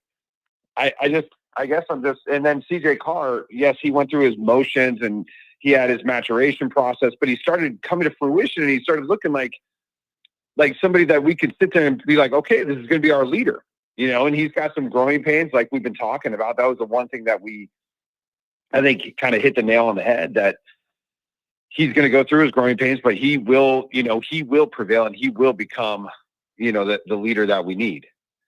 But at the same time, when you look at what is happening on both sides of the ball for the majority of the game, and then the play calling on the offense, I guess I'm just more in a state of kind of almost shock of just like, what did we just watch? I was very much in the same boat as what Mike was saying in the beginning. And I guess I'm just, it's almost like you want to hit redo, because it's like, that's not the game plan that we wanted. That's not what we wanted to have happen. And not to mention, the turnovers, we had 2 of them and they only cost us 3 points, but hey, what did we lose by? Right. Yeah. So it all adds up. This is a game of inches. This is a game of all the different little nuances and different things that are happening throughout the game. They all add up and they come to a point where it doesn't matter if you make this big push at the end, because if you dug yourself a hole enough and you're putting in a rookie QB, and then you're making these play calls like you were talking about, just left, right. This is what's going to happen, especially if your defense looks like, I don't know what defense that was. Yes, Tim Hyde. Yes, they did have stops. Yes, they were stopping them and they started waking up a little bit, but the pressure was not there. Don Schuler, my God, like I was screaming at the TV. Like, what are you doing? You're standing back there as if the play wasn't even happening. You have got to get aggressive. Go after the ball. Go after it. Like, where was the aggressiveness? Why was our cornerbacks 6, 7, 8 yards off of these guys? We were playing prevent, it felt like the whole time. I'm just, obviously I'm frustrated, and just like everybody else is, but it's just, there were so many different questions that I didn't think that we would have been having at the end of this game. I thought it was going to be something totally different, where it was going to be more surrounded around the quarterback play, and if we did lose, and then why was it, what was he seeing? What was he not seeing? How did he look at his comfortability level? But it was just too many of the things that I did not feel that we were going to have to talk about that we're now talking about. Yeah. Yeah. If we were going to lose, some of these problems weren't what I was imagining them being. And it's kind of changing where I'm at now. And it's like, if the quarterback made a few rookie mistakes and you lost because of it, I could deal with that a lot more than some of the questions I have with the offensive defensive lines now. Those are worse questions to have than just a rookie quarterback panicked and threw a couple pick sixes and you couldn't overcome it. I have bigger questions than that now. And some of it, I want to give Miami credit because I think they're going to be a pretty good team and they're good up front. But we made them look way better than I ever thought we would. Come on. 100%. I honestly, I truly believe that they played the best game that they could have played. Their atmosphere and the way that they were, and the backs trying to get comfortable with the team and all that other different thing, they played the best ball that they could, and we played mediocre at best, and we still only lost by 3. If I'm going to take some kind of silver lining out of this whole deal, John, it's going to be the fact that Carr looks like he will be the part. Whether it's this year or next year or whenever, it will happen. But the issue that we're having right now is the fact that, like I said before, or maybe I'm wrong. I said that this team was built to win right now. And I still truly believe that. But we have got to play to our capabilities and not wait. Stop waiting. Just get after it, man. Take advantage of the time and the moment that you have right here, right now. You can't just sit there and let it think that it's going to come to you, Don Fuller. You cannot just think that it's going to come to you. You have got to go get it. And that's where Xavier Watts, that was Riley Mills, and even Riley Leonard. Like, that was those kind of players, that just went after it, and they did as much as they possibly could, because you don't know if that ball is ever going to come to you again. Yeah, it felt in the beginning early. It didn't feel it. Things just felt a little tentative, like too overly tentative, both offensively and defensively. Like, does that make sense to you? Like the way they were babying Carr with 82-yard throws instead of like getting into a rhythm, trying to run it and opening things up, and then defensively providing that much cushion and easy throws for 8 yards. Like, it just felt like they were playing a tentative game plan early. And I don't think that works when you're going in an environment like this. John, on all fronts. Where was the special team stuff? I was waiting for the fake punt. I was waiting for a blocked punt. I was waiting for something. Offensively, I was waiting for something other than a wide receiver screen that the defender was standing right there when he threw it. And that was like pure freshman mistake. The kid literally sat there, looked over, went through his motions, became robotic, and threw the ball. And it was like, bro, there is somebody standing right there. And it gets knocked up in the air, and the guy comes down with an interception. And then it was too robotic. It was too mundane. It was too just vanilla. We needed some spice, man. We needed to go downfield. We needed to take more shots. Where was Greathouse? Where were these other options that we had? And why in the world would Love get whatever the number of touches was that he got? He was nowhere near 20 or more. Yeah. There was just too many things that there's just too many things that just, I'm just sitting here going, why? And then where is the aggression? Where is the mindset? Where is that mindset, that Notre Dame Irish mindset? John, get rid of that leprechaun with the football off the shirts. Get rid of the shiny gold hats. Go back to the old school and make it legit and make it rough, and let's get after it. I'm sick and tired of this just this vanilla. I'm just sick of it, man. Yeah. So now you got 2 weeks and you got a lot to figure out and tighten up, because if you think 0-1 is a tough night, wait and see if it goes bad against A&M. So you got 2 weeks and you got a lot to figure out and a lot to adjust and change. You know, they always say, oh, you make a big game between your first game and your second game. We better hope so, because there's a lot that, now that you have some data, there's a lot that needs to be adjusted. Anything on the way out, man? Thanks for waiting. Thanks for the call. I'm going to say this. I'm still very hopeful as far as where this team will go this season. And I definitely agree with Tom Frolley as far as, like, you get them back to Notre Dame land and you get them moving and you get that mindset changed ASAP. You do it right here, right now. Yeah. And then the last thing I'll say, John, is thank you very much for the therapy and, and staying up super late. I appreciate it, buddy. This means a lot to all of us Irish fans who usually sit around and pace around our own home talking to nobody. Now we get to talk to everybody else, and you're obviously, the one in the middle making it all happen. So thank you very much, John, and you guys take care, and I'll be listening from here on out. Thanks a lot, man. Appreciate it. Couple more chats, right back to the calls. Oh, man. That's just funny. $5 hour. The only person that can stop Jay Love is Mike Denbrock. $2 hour. Come on, guys. One more loss and the season's over. Robert, I don't understand your point. You put in like 5 of these chats. I really don't understand what you're saying. Starting to think John's not an honest broker. He was saying that people like me in the media were lying to them. We say what we think the team might look like. Do I look like some wizard who has all the magic Notre Dame answers? Like, what did you think? Every single thing I said in the summer that I thought we might see was a fact? That's on you, not me. That's on you, not me. What am I, Notre Dameist with a wizard hat on and I know everything? You say like what you might think. That doesn't mean that you know the answer. And then somebody else said, John, why don't you just admit it? Notre Dame got outcoached and I just admit it. Yeah. Why is that such a big deal to admit? People know that I'm in Freeman's corner. You don't think I'm going to say that their staff did a better job than us? Are you outside your mind? They did a better job than us, deserved to win the game. We almost won it, and they ended up winning it, and they deserve to win it. Good for them. Good for them.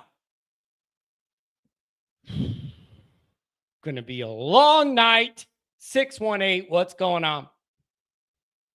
Man, John, I can't believe what I just saw, man. Crystal Ball tried to give them the game, and they still didn't take it. Yep. It's pretty frustrating, man. Denbrock, man, I know Tim Hyde loves Rudolph, but Rudolph got to go, man. You got to go. You in year 3, and you still don't know. Your linemen still don't know how to pass protect, man. That's over, man. Let him go. Freeman, take him to the woodshed and tell him he's fired, man. I could have went out there and coached a better offensive line than he did tonight. They can't even. This year 3, and they still can't pass, bro. Yeah, it was frustrating, man. I don't. What did you think of the overall play calling with all those flare out passes and all that? What did you make of? And what about and Love and Price not getting being as heavily involved as we thought? What do you guys think? They had a total. I have to check it again, man. I think they had a total of maybe 16 carries together. Come on, man. You go out there and you establish the run. If the run blocking is what Rudolph do, go out there and establish the run, man. Because I think the first half, the defensive line they were getting tortured. But the second half, man, Priori is a beast, man. We needed him in that national championship game last year. He's a beast. And man, Heinrich, man, he about the size of my son. He don't never need to be on the field. Never. Yeah, I don't even blame him. It's not his fault. Like, it's not his fault. He just doesn't have the body to be in those downs against a team like this. And I can't believe that nobody on Notre Dame side knew that. Man, look, I was ready to jump down CJ Carr tonight, man, just in case, but he didn't play a bad game, man. It wasn't his fault. They handcuffed him. I can't believe that every other Marcus Freeman, and I love Freeman. Freeman is my coach, but man, every quarterback under Freeman is handcuffed to do this Mickey Mouse. This Pee Wee League playbook, man. You throwing you threw 90 screen passes. They were supposed to pick one off. Yeah, I know. I know. I made the joke. You threw it 99 times. You can't be surprised the 100th gets in trouble, right? It was the most predictable thing ever. Man, that was the most predictable offense, man, I ever seen in my life, man. They deserve to lose. I'm not taking nothing away from Miami, but I don't even think they got out-coached. I just think that, man, because if you really look at, yes, they got out-coached for 3.5 quarters. And then Cristobal became Cristobal again and say, please take the game away from us. And then once they tied it up, I said, okay, defense, make a stop. Make a stop. And is this the best that you could do? You went out and got this guy. You should have just gave the guy at Penn State. You should have just gave the guy from Penn State at Penn State now, gave him whatever he wanted. Hey, man, you get the same amount of money that we'll pay you the same thing we paying Freeman, because this guy just, I don't know what type. Our DBs are not zone coverage DBs. They could have just gave Mike Mickens the defensive coordinator spot, because this dude, I don't know what ass is out there doing. Yeah, it's maybe when you got 2 weeks now, maybe when you come out against A&M, they go away from whatever that was, because it wasn't working for a lot of the game. Hey, John, what did I tell you? I said we're gonna go 11-1. That one loss is gonna be to A&M because of their quarterback is so mobile. Yeah, he can't pass the ball 10 yards, but he's mobile, and that's gonna hurt us, man. I'm scared for my life, man. Yeah. Hey, you get at least you got 2 more weeks to live, I guess, instead of 1.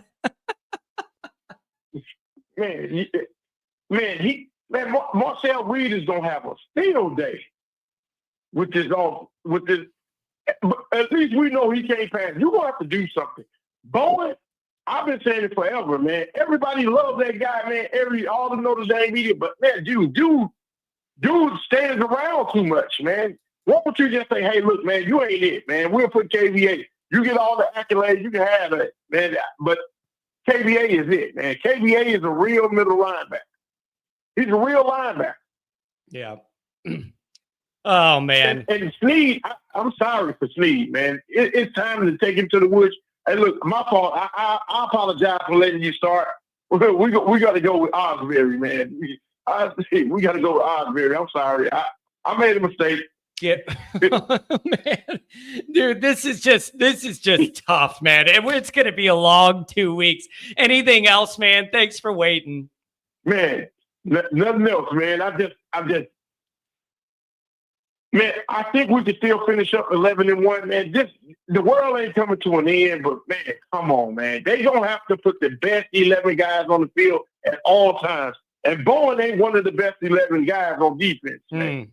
I'm sorry. Man, hey, really? Neither is me. Man, good call, man. Thank you for waiting.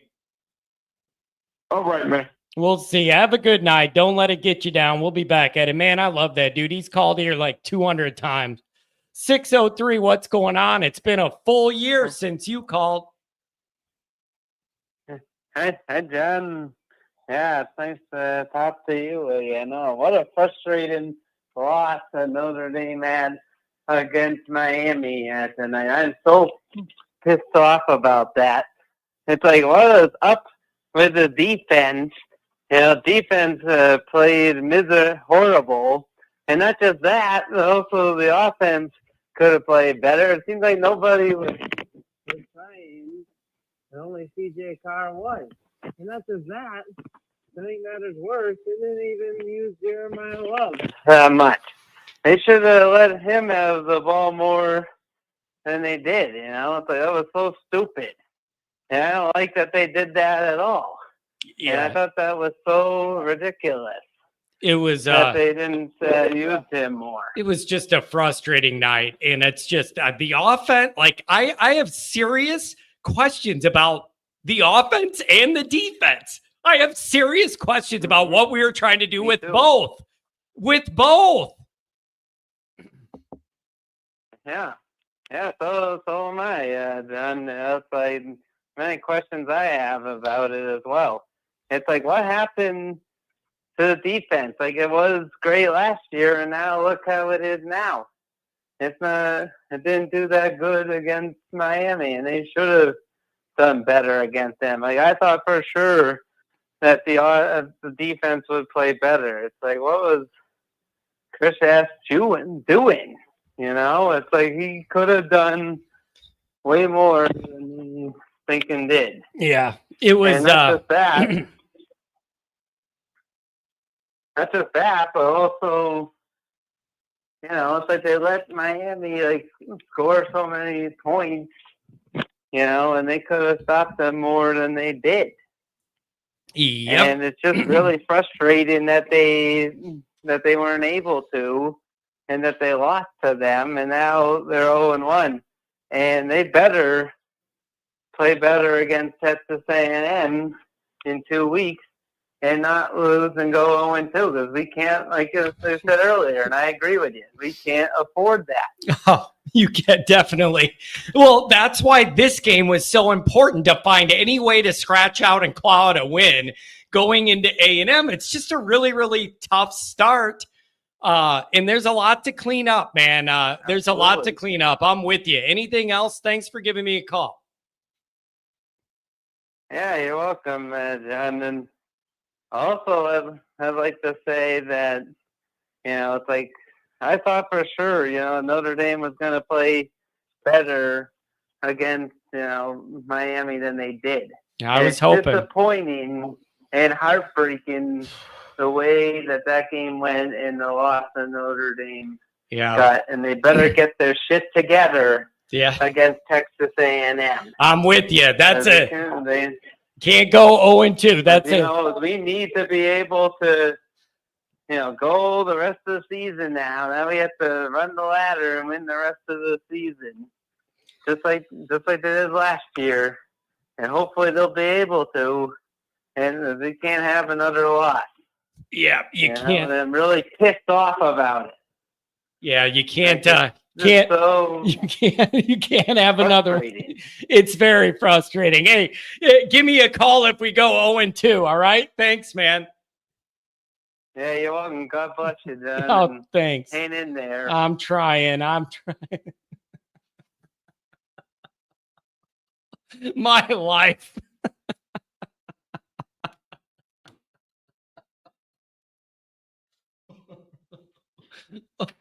It's going to be a long night. Oh my God, it's going to be a long one. 402, what's going on? Hey, what's up, buddy? Hey, tough, isn't it, my friend, isn't it? Man, it's just a tough night. Well, I'm actually pretty honored for you to take my call. I'm gonna not motor mouth it, but I want to bring some positive things to you guys. So at least it can ease the sting. This is the first game, first year quarterback. I mean, you guys got a lot to look forward to. I know you guys probably don't want to hear, like consolation or consolation words and all that. But you guys got a full season. You guys were very close. You guys only lost by a field goal. There's going to be a lot of adjustments. I hear you fans talking over the phone about, about the line.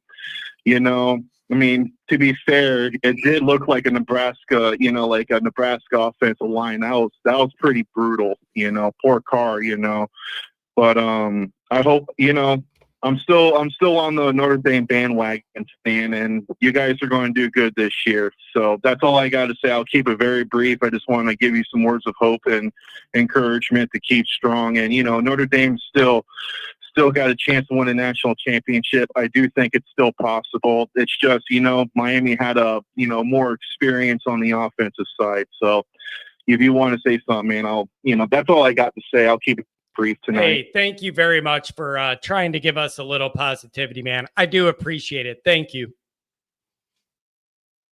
You have a good night, you guys. Take it easy, and you too. Thank you very much, man. Genuinely nice call. Not even a Notre Dame guy, by the way. Not even a Notre Dame guy. Nice call. 330. What's going on? Yeah, the Macho Man Randy Savage thought he'd call you because it's been a little bit of a rough night. Man, tell you something. Dig it? Because I've soared with the Eagles and I've slithered with the Snakes, and I've been everywhere in between. I'm going to tell you something right now. There's one guarantee in life. There are no guarantees. And understand this, nobody likes a quitter. Nobody said life was easy. So if you get knocked down, you keep the stand, you ain't counting, you get back up again and you fight. Then you're an always Irish maniac. Dig it? How you doing? I've been better. Yeah, everybody complaining about the offense. We scored 24 points. If anybody said that we would score 24 points against the Miami Shitty you would say we won. Defense, on the other hand, was a big problem. Real quick, I want to say that they should have done press. How many 3rd and 5 pluses, 3rd and 1s they converted? Press everybody, and then just bring a house blitz. If they beat you, they beat you. That's that. Hopefully they can fit it. I've never been so disappointed, John, like being a fan and watching you for the last 7 years, 6 years, whatever. This is the closest I've come to like possibly quitting watching football because I was gaslit that this team had a national championship roster, and Miami ain't no national championship contender, brother. That's a fact, Jack. So your thoughts, maybe? Yeah, I mean, you got major questions to answer, and they're not the ones that I thought we would have if we lost this game. And that's what's messing with me. I could see a path of Notre Dame losing, but it didn't necessarily look exactly like this. And like you fought back and all that, but like there are things with both the offensive plan and the defensive plan that I have a real problem with. Like Notre Dame doubled down on a plan for this, and it was the wrong one. On both sides, it was the wrong one. Yeah, I can dig that, brother, because we finally have a quarterback that can win a national championship. And the rest of the roster ain't there. If we had a CJ Carr when Ian Book was here, national championship, no doubt. Even last year, I wish we would have pushed eject on Riley Leonard. I'm sorry. I know everybody likes his heart, but you develop CJ Carr, you start this year with him like fully rearing to go. I think this is an unstoppable monster. So, it is what it is, right? Yeah, it is. I mean, it is what it is at this point. It's very frustrating, and it didn't have to be. And it's just Notre Dame chose wrong and doubled down on the wrong plan. Robert Grant Freeman okayed those plans, didn't he, John? Yeah. I don't understand what else you want me to say. Freeman got out coached. They made some I really don't understand what some of these people want. They want things to be a way that it just isn't. Like the guy who said I was hiding when the first thing I do after a huge loss is go live in front of 1,000 people. That's the opposite of hiding. Yeah, the Canes deserve to win. They had a better plan and they executed better and they won the game. Congratulations to them. So the question is, what do you do now? You got 2 weeks and another tough opponent. So you got 2 weeks to figure everything out. Like the macho man said, nobody likes a quitter. When you get knocked down, you get back up and you fight again. Dig it? Thanks, Sean. You have a wonderful night, brother. Have a good one, man. I maybe if Randy Savage was out there, we wouldn't throw 82-yard flare passes in a row. I don't know. Oh my gosh, I am struggling through this one. 309. What's going on?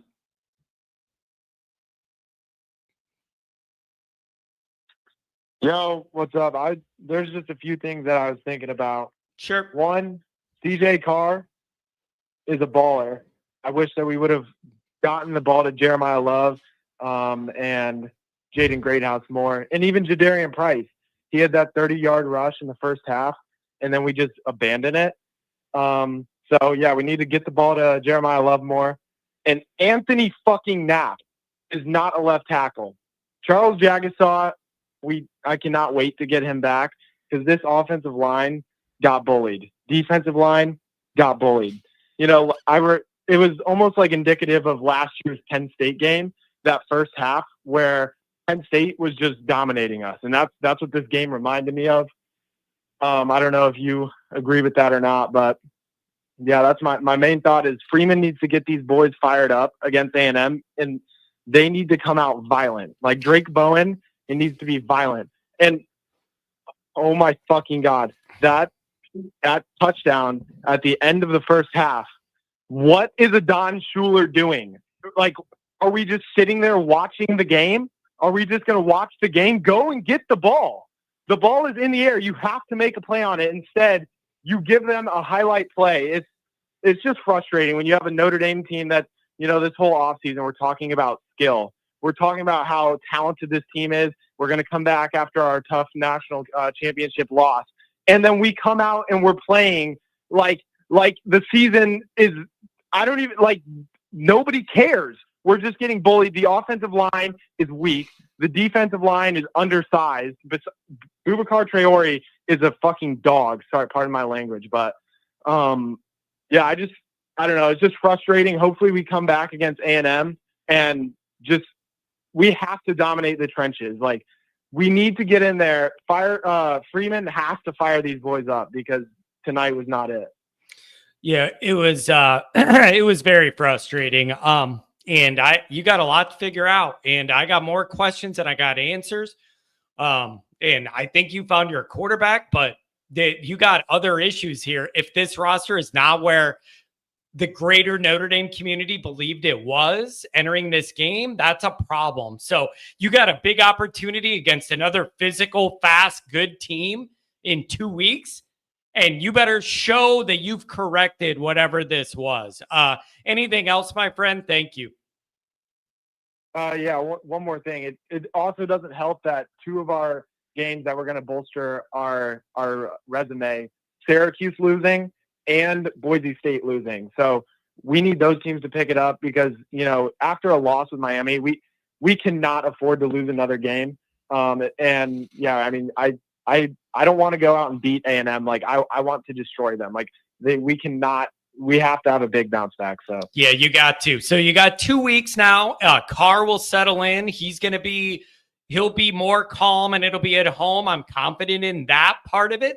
But you got a lot of other things figure out that are disturbing that I didn't think were problems that might be. Hey, thanks for the call, my friend, and the 3 F-bombs. Yeah, and then my friend wants to say one thing before we go. Hey, how's it going? What's going on? I'm going to be honest. If we don't beat A&M, we are never winning a fucking championship ever again. It's gonna be tough. It's going to be tough. I don't know. You got 2 weeks to figure it out, man. Hey, thank you guys for calling. Go drink a couple beers. Have a good night. Have a good one. I mean, I appreciate the call, but there's nothing you can do. How are you supposed to, you can't edit live radio. What do you want me to do? It's just tough, man. Not my best night. He just wanted to say the F word. That was the only thing he wanted to do. 615, what's going on? Man, it's a bummer, John. Yeah. I just I don't understand why, for the love of God, we just can't get things to line up. Yeah, it's Felt like you could have put CJ Carr into last year's team. We would have won the championship, oddly enough. man, it just of all my concerns I had, it was a lot of it was quarterback, and it's just that's not the biggest problems here, and that is disturbing. It would be so much easier to correct a young quarterback making dumb mistakes than it is. I don't think our defensive line can hold up, or the defense is physical enough, and you have problems on the O-line. It would be a lot easier to just fix the young quarterback. I got bigger concerns now. Well, the bigger concerns was the game plan. I mean, it was just ridiculous. I think they were so worried about keeping the training wheels on, and Carr was like Forrest Gump when he ran through his braces, it wasn't, I mean, we were lucky we didn't get blown out. I mean, it was embarrassing. I mean, I was listening to the game, and it was like 3 times to 1 the amount of time Miami had the ball compared to our offense. Yeah, that's a losing equation almost all the time, but especially on the road. Well, and then here's the deal. It's like I was telling my sons, here's what's going to happen. The defense is going to wear down. And when you have that discrepancy in time of possession, the offense didn't protect the defense. It was, I mean, just mind-boggling. If you go back and watch the game, there were times where our offensive line had guys getting blocked where they were totally turned around, running at Carr. Just mind-blowing. Yeah. Yeah, it's a lot of frustration, and you got 2 weeks to try and figure things out. You got to make some tweaks to that defense. And I don't know what you do if your O-line isn't good enough. Like, I don't know what you do if your O-line is going to miss assignments and miss blocks and get turned around and all that stuff. Like, that's not going to help Carr's development. The other thing that was insane is our running back. We start feeding Price the ball. We start doing something, and then we totally go away from it. I mean, how many damn 2-yard passes can you throw in a game? Yeah. We probably set an NCAA record last year. Well, and the thing is, however many that number is, we exceeded it by 1 because that last one is the one that blew it all up. It was the most predictable problem of all time. You do it 100 times and some bad happens. It was, I don't know, man. Denbrock, I don't think you pay Denbrock this money to come in here with this kind of plan in this environment. I have a problem with it. Yeah, I mean, it's just, man, it's embarrassing, and hopefully we can wrap our arms around it like we did last year. Like the previous caller said, we're going up to the Boise game, and they look freaking horrible. Our strength of schedule, which that's going to play a part this year for determination for playoffs and playoff seeding. It wasn't good for us. Now we got to hope Miami wins out, makes the playoffs. Man, I got to be honest. I am not where I got to just worry about us getting better before I worry about what everybody else is doing. I got to worry about us getting things a little tighter. Anything else, my friend? Thanks for waiting. No, we're good, John. Hey, thanks for Thanks for hanging in there, brother. Oh, no problem, man. I love doing this, and it's these are rough nights, but we're all in it together, and we could take a little trolling, and we do our therapy together, and we'll be back at it in 2 weeks. Thanks for staying up on hold. Appreciate you.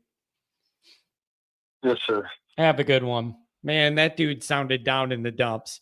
We messed up by benching Shane Gillis. Yeah, you could suit him up. That was pretty clever, and it would have been something fun to talk about, but not now. 2 people that were at the game are chiming in. My brother, A.K. Kennedy, lives in the area. Little drive for him from the north to get to Miami. Thanks for the therapy on my drive home. Rough night. He went in 2017 as well, and he was going to be there tonight to get revenge. And it wasn't a blowout like 17, but this one hurts in a unique way. $20 holler from WPP. Just got back from the game.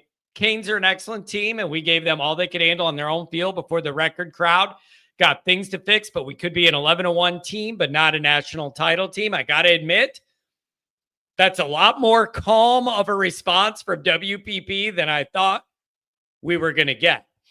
All right. Final ad read. I'm going to stretch my legs for the minute for the ad read, and we'll do another bank of calls, and I got articles to write probably all night long.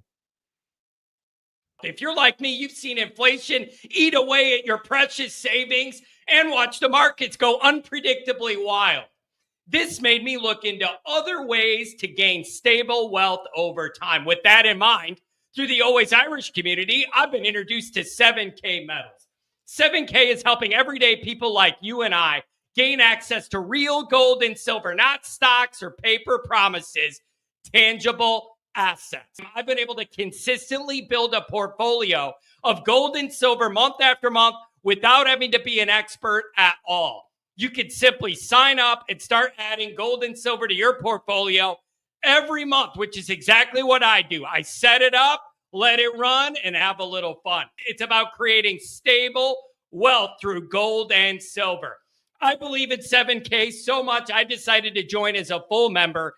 You get education, wholesale pricing that cannot be beat, easy purchasing, and cash outs with the Sound Money wallet. So if you're ready to take control of your financial future, visit my personal website, alwaysirishgold.com, via the link in the description or the QR code on the screen. You trust me, I trust 7K. Why not join today? This is not a membership, it's a movement. Oh, man, that's sad. You could just tell that I was happy when I did that ad, like when I recorded that ad. And I usually do my singing after it, but I just can't. I'm just not feeling it. Rodney, what's going on?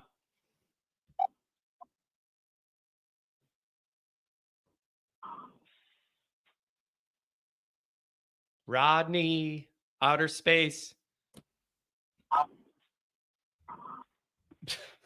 Rodney waited over an hour, man, and I couldn't hear you. 559 on the line. What's up? How's it going, John? I've been better.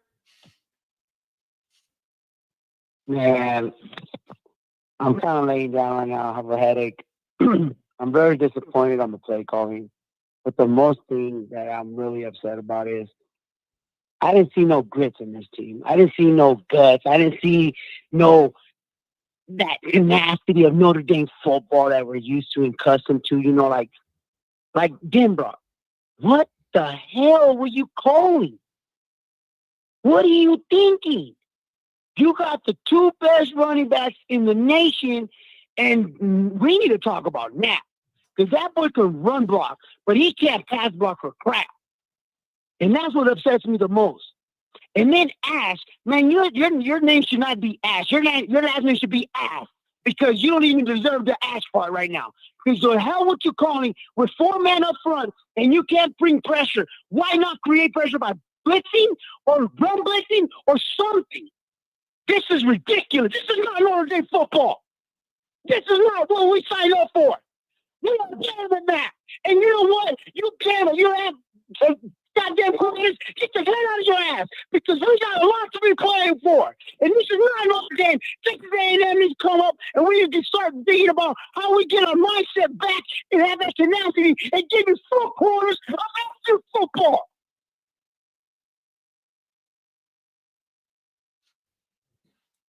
How do you feel about on the offensive side of the ball? The game plan, Denbrock, the way they didn't run enough, and then you threw 90 little 2-yard out routes and little screen efforts. What do you make of the offensive side of the ball? On the offensive side of the ball, like Lambert, he made rookie mistakes. You just clearly saw that. And now he's a good run blocker, but when it comes down to hold his own on pass blocking, you don't. And another thing that I saw, this is why you don't let go of talent that is in your backyard. Because that talent that was in your backyard is what made you cause a turnover and gave you those 3 points that you lost. We need to keep the talent that's in Chicago and around the South Bend area, make it a landmark of our own. Notre Dame made and Notre Dame born.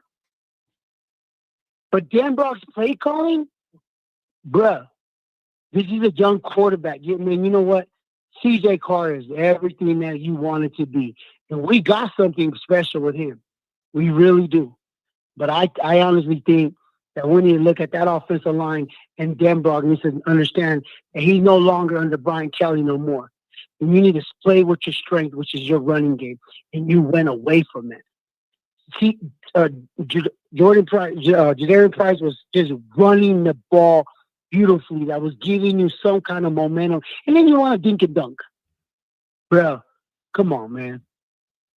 Yeah. This is ridiculous. Miami became Miami. They let the foot off the gas later. They got a 10-point lead. They started playing conservative. Cristobal became Cristobal. Bro, you made him be relevant now. All of a sudden you gave him something to have a skip to his stat. Boy, man, I just don't get it. At halftime, Marcus Freeman said it himself. We can't let that pick us apart. And that's exactly what you did. You let him do that. Bring blitzes, bring a corner blitz, bring a linebacker blitz. Do something different, Ash. Right now, man, Chris Ash, that was my concern. And I kind of went away from it because I kept on hearing how great our defense was going to be. But this was just, and then there was one hell of a play you can't get away from. But also, too, Adon Schuler. That touchdown that happened right before the half, Adon Schuler, as a safety, you got to kill the guy. Who cares about trying to intercept the ball? Kill him. Don't let him catch that ball. But you did. You got so finesse. We all got so finesse. We're still living on the path of what we did last year. Last year. This is a new year. But you know what? Another thing that got me upset too was you go to Miami when you already knew that they were going to bring out their damn jail form uniforms from the county jail, and we still show up in green. Bro, we just gave them home field advantage, bro. That's what pissed me off. We are blue and gold. We go to the opponents. We need to show our own colors. That should have been blue and orange or whatever county jail they have. But right now, John, you are giving us what another caller said right now. If it wasn't for you, my boy, we'll be pacing back and forth and going over this headache, and you are our therapy. And this is why your show is special. This is why you're special, my boy. You, John. Oh, I appreciate it. And I love you for that, my boy. I appreciate that. I love you for that. I love your family. I love everything. I love your pappy and all that, my boy, because you're giving us, like, my voice is gone. I was just yelling at the TV the whole time, but I think we can grow from this. Obviously, Marcus Freeman's going to have a come-to-Jesus moment with Denbrock and a come-to-Jesus moment with Chris Ash, and let them know that if this shit doesn't change, then you need to step out and let's get something new in here. I don't give a damn. We have a bye.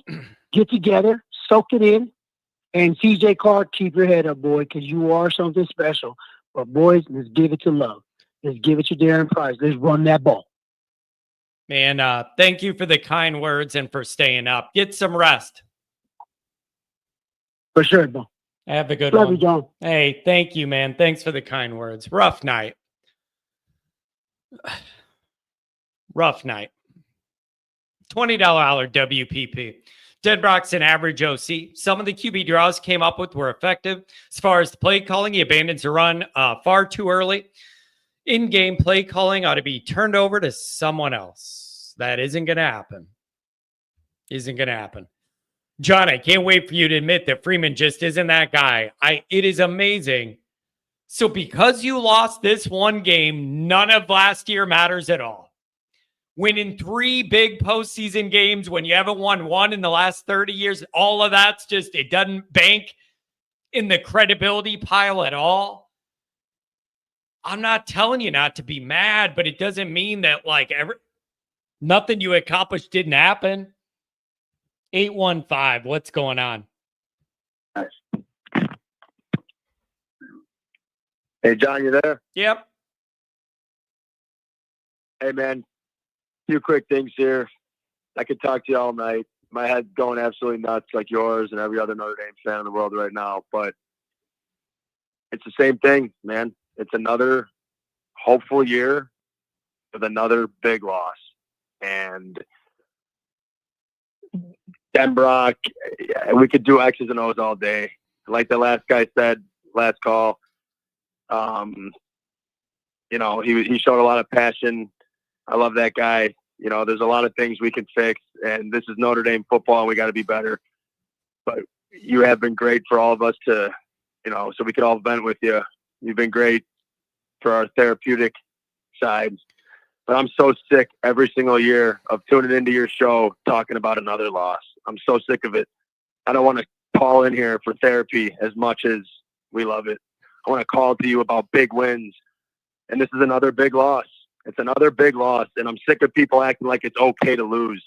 You got to take positives because that's life, but at some point, you got to win.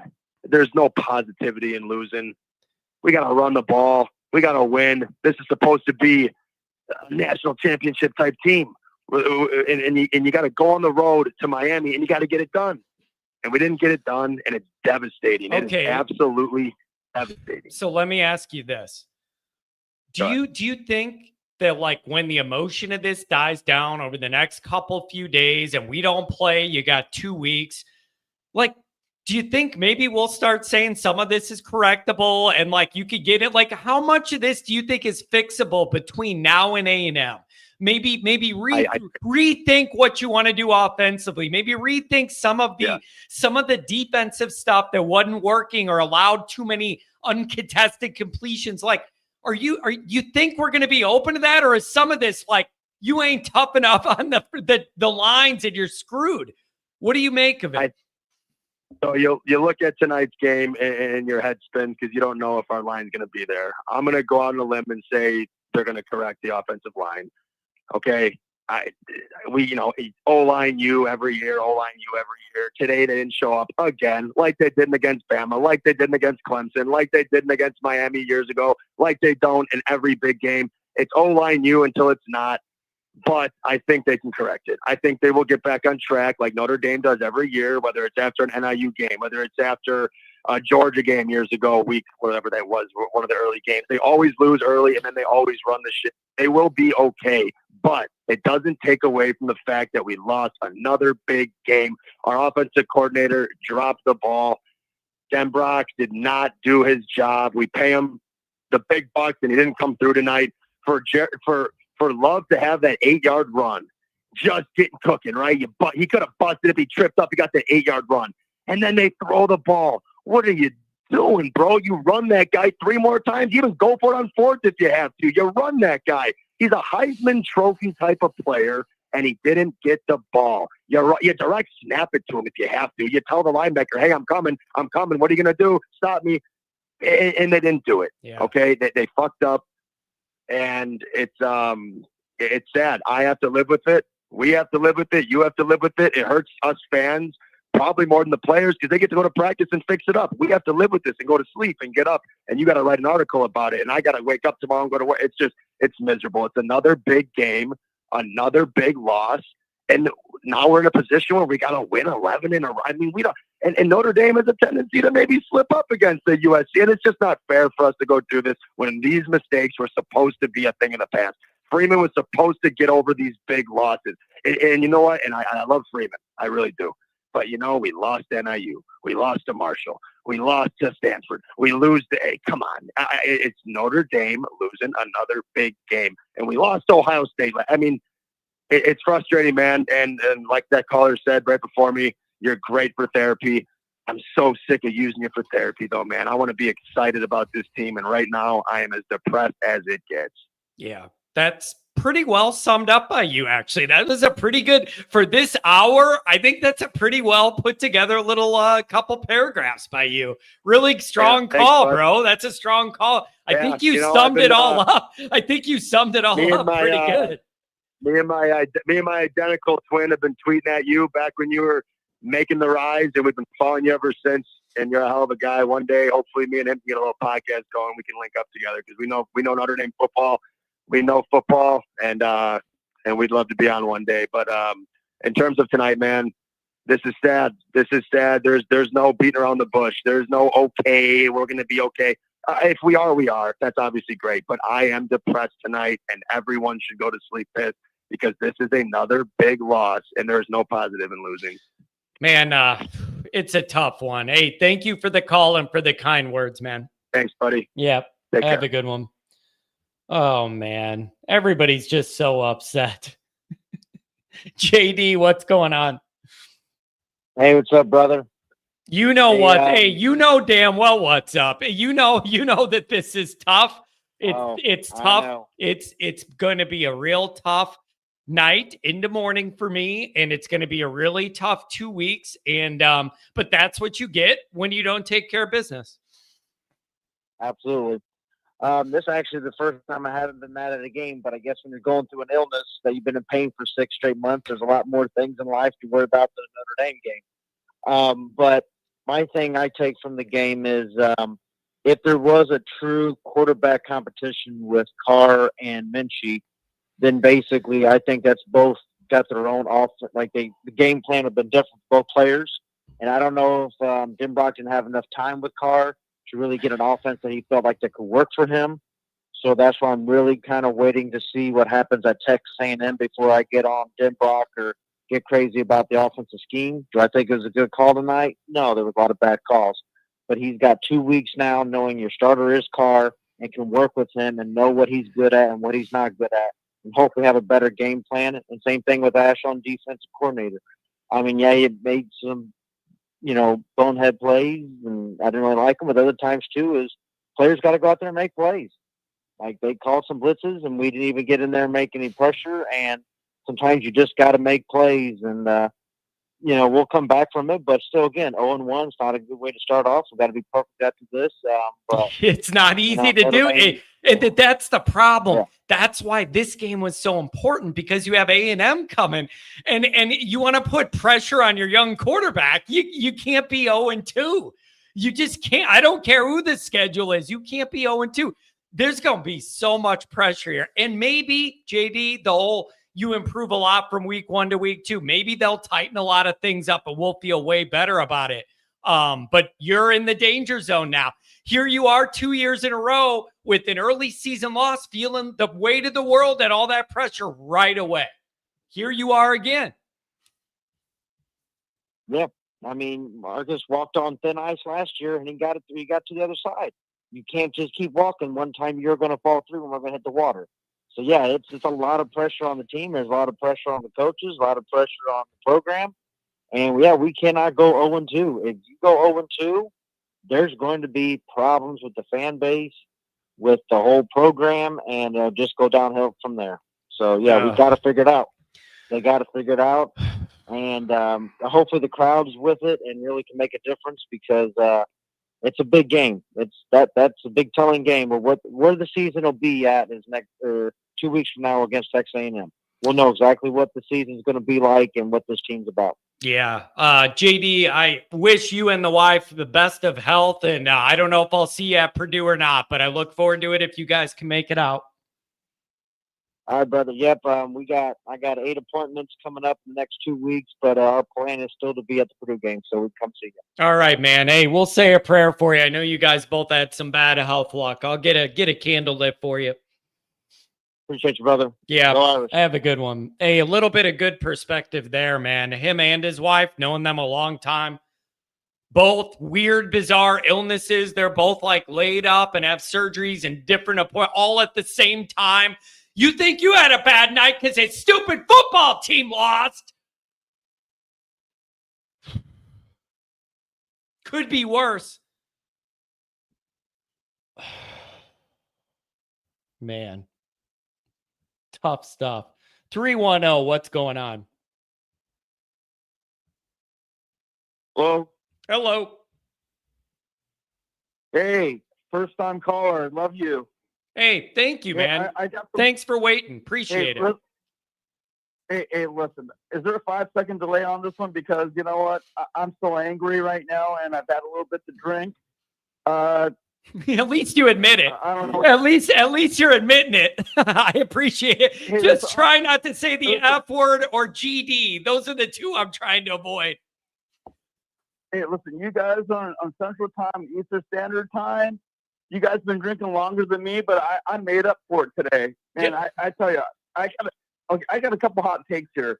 Number one, ND, okay, they're the smartest guys in the world, but they overthought this. Yeah. You know what? That's very well stated through your drinks. That's very well stated. That makes perfect sense to me. Yeah, absolutely. You know what? I don't know. They thought they would throw the ball, and they did throw the ball, and they were successful. CJ Carr has a lot of promise. You know what? He is the future, but come on. You got Jadarian Price, first off a big run. You got JD Love. He was being a beast, and they go away from it. I don't know. What is with them, Brock? Yeah, it's just you cannot. There is no world where I'm going to accept in this environment, breaking in a new quarterback, that you don't lean on those two running backs way more than they did. I don't see any justification for not trying to lean on those two backs way more than we did. You know what? Everybody thought they would lean on them, and so they, I don't know, tried to do a Vulcan mind note or something, and they tried to, like, I don't know, fool the other side, but they didn't. I don't know. It was terrible. It was terrible. I don't know why. These guys are in beast mode. I'm talking about Price and Love. These guys would have ate them up if they just fed them the ball, but they weren't hungry. Yeah, it was. I don't know. It was frustrating, and then I don't know. Like the offense did get a little better later, and the defense got a bunch of stops later. But the problem is, in a game like this, and in a dynamic like that, you don't have that kind of time. It kind of does remind you of the Penn State playoff game where you struggled for half and then got better, but like you just can't get away with that in this kind of chaotic environment. All right, so let me just ask you a question, John. Do you think Vangeli was the quarterback? Do you think he would have been steady enough to win this game? Well, what kind of plan would they have given him then? Would they have ran the ball more, or would they have thrown 98 3-yard flare passes? I don't know. Okay, let me ask you something. How many passes over 20 yards did Notre Dame throw tonight? Not enough, because I think your quarterback could. Well, now let me ask you this. Not enough because I think your quarterback could handle it. But the other question is, do you trust your offensive line and pass pro to not get CJ nailed back there if you're trying to do things down the field more? I don't know if they had confidence in that. Well, okay, I get that. I mean, you need a good offensive line play.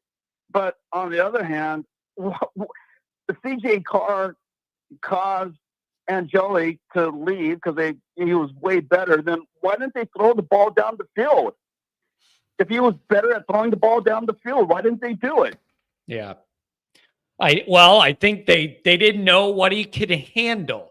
Didn't you feel like all those 3-yard passes were an attempt to get him completions and build his confidence? But it's like, okay, the first pass he ever threw was a completion for -2 yards. I'm sure he felt great. You know, those are baby steps. You know, this guy is big time, John. He doesn't even take baby steps. Come on. He's got to throw the ball down the field because he could sling it around. Oh. Okay, I'm going to move on to something else. I just want to ask you, all right, are you satisfied with the guys who are starting right now on the defensive line? Or do you think they shake things up? Do you think guys are playing out of position? I don't know. Okay, the number one, you didn't get enough pressure, and I know their offensive line's really good, but you didn't get nearly enough pressure throughout the night. Here's the other thing. I respect Heinish's effort. He does not have the body you need to play in this ball game as much as he did. Sorry, they went right at him all night. Like, he's just too small for that role in this game. No, that's absolutely right. They were always like running right at him because they knew they could push him around. But I love him. He's the captain. So here's the next question is, if he's the captain, do you just let him keep on playing because he's the captain and you cannot let that make the decision for you because of that. But I also think you're going to play in a lot of games where he can compete and it's going to be just fine. But this wasn't one of them. No, I don't know. They're growing pains, John, but it hurts. I think Notre Dame is gonna kill A&M. I really do. I hope 2 weeks to prepare. Man, I hope you're. I hope you're right. Otherwise, it's time. Well, you know what? Football season's over, but good thing opera season's about to start, John. Oh man, so. This is gonna be a long 2 weeks, brother. Hey, thank you for the call. All right, John. Have a good one, buddy. Oh man. All right, that's gonna be it. We're 2.5 hours in. I got a video to make, and I got multiple articles I gotta write. I'm gonna say this. I feel bad. There's a whole nother bank of calls. The lines are still full. I just can't get to them, man. I'm sorry, but it's 2.5. Jeez. I'm losing my mind. 2.5 hours of the call in. Then I'll cut up a video probably of Tim and Mike.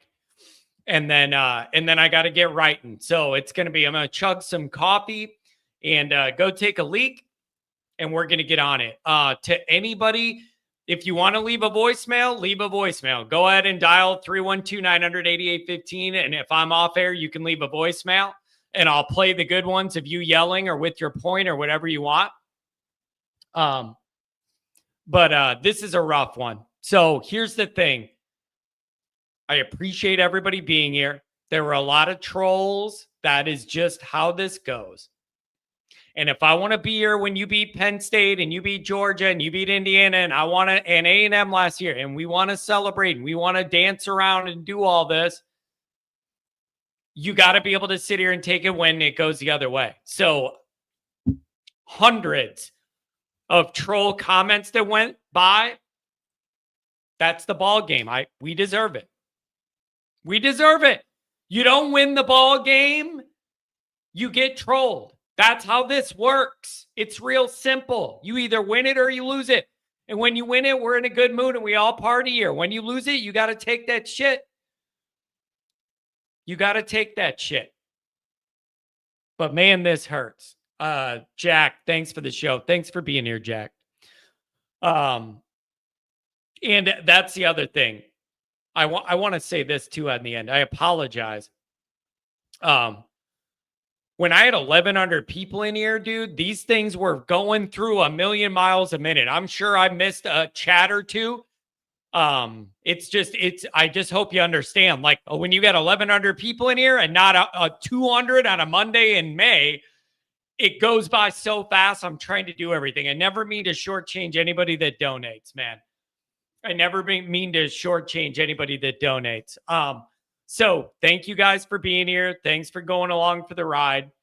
Everybody go to bed, wake up. We'll see how we feel. And you have 2 weeks to figure this out. All right, you guys, thanks to everybody for being here, especially the Notre Dame fans. Really, really rough night.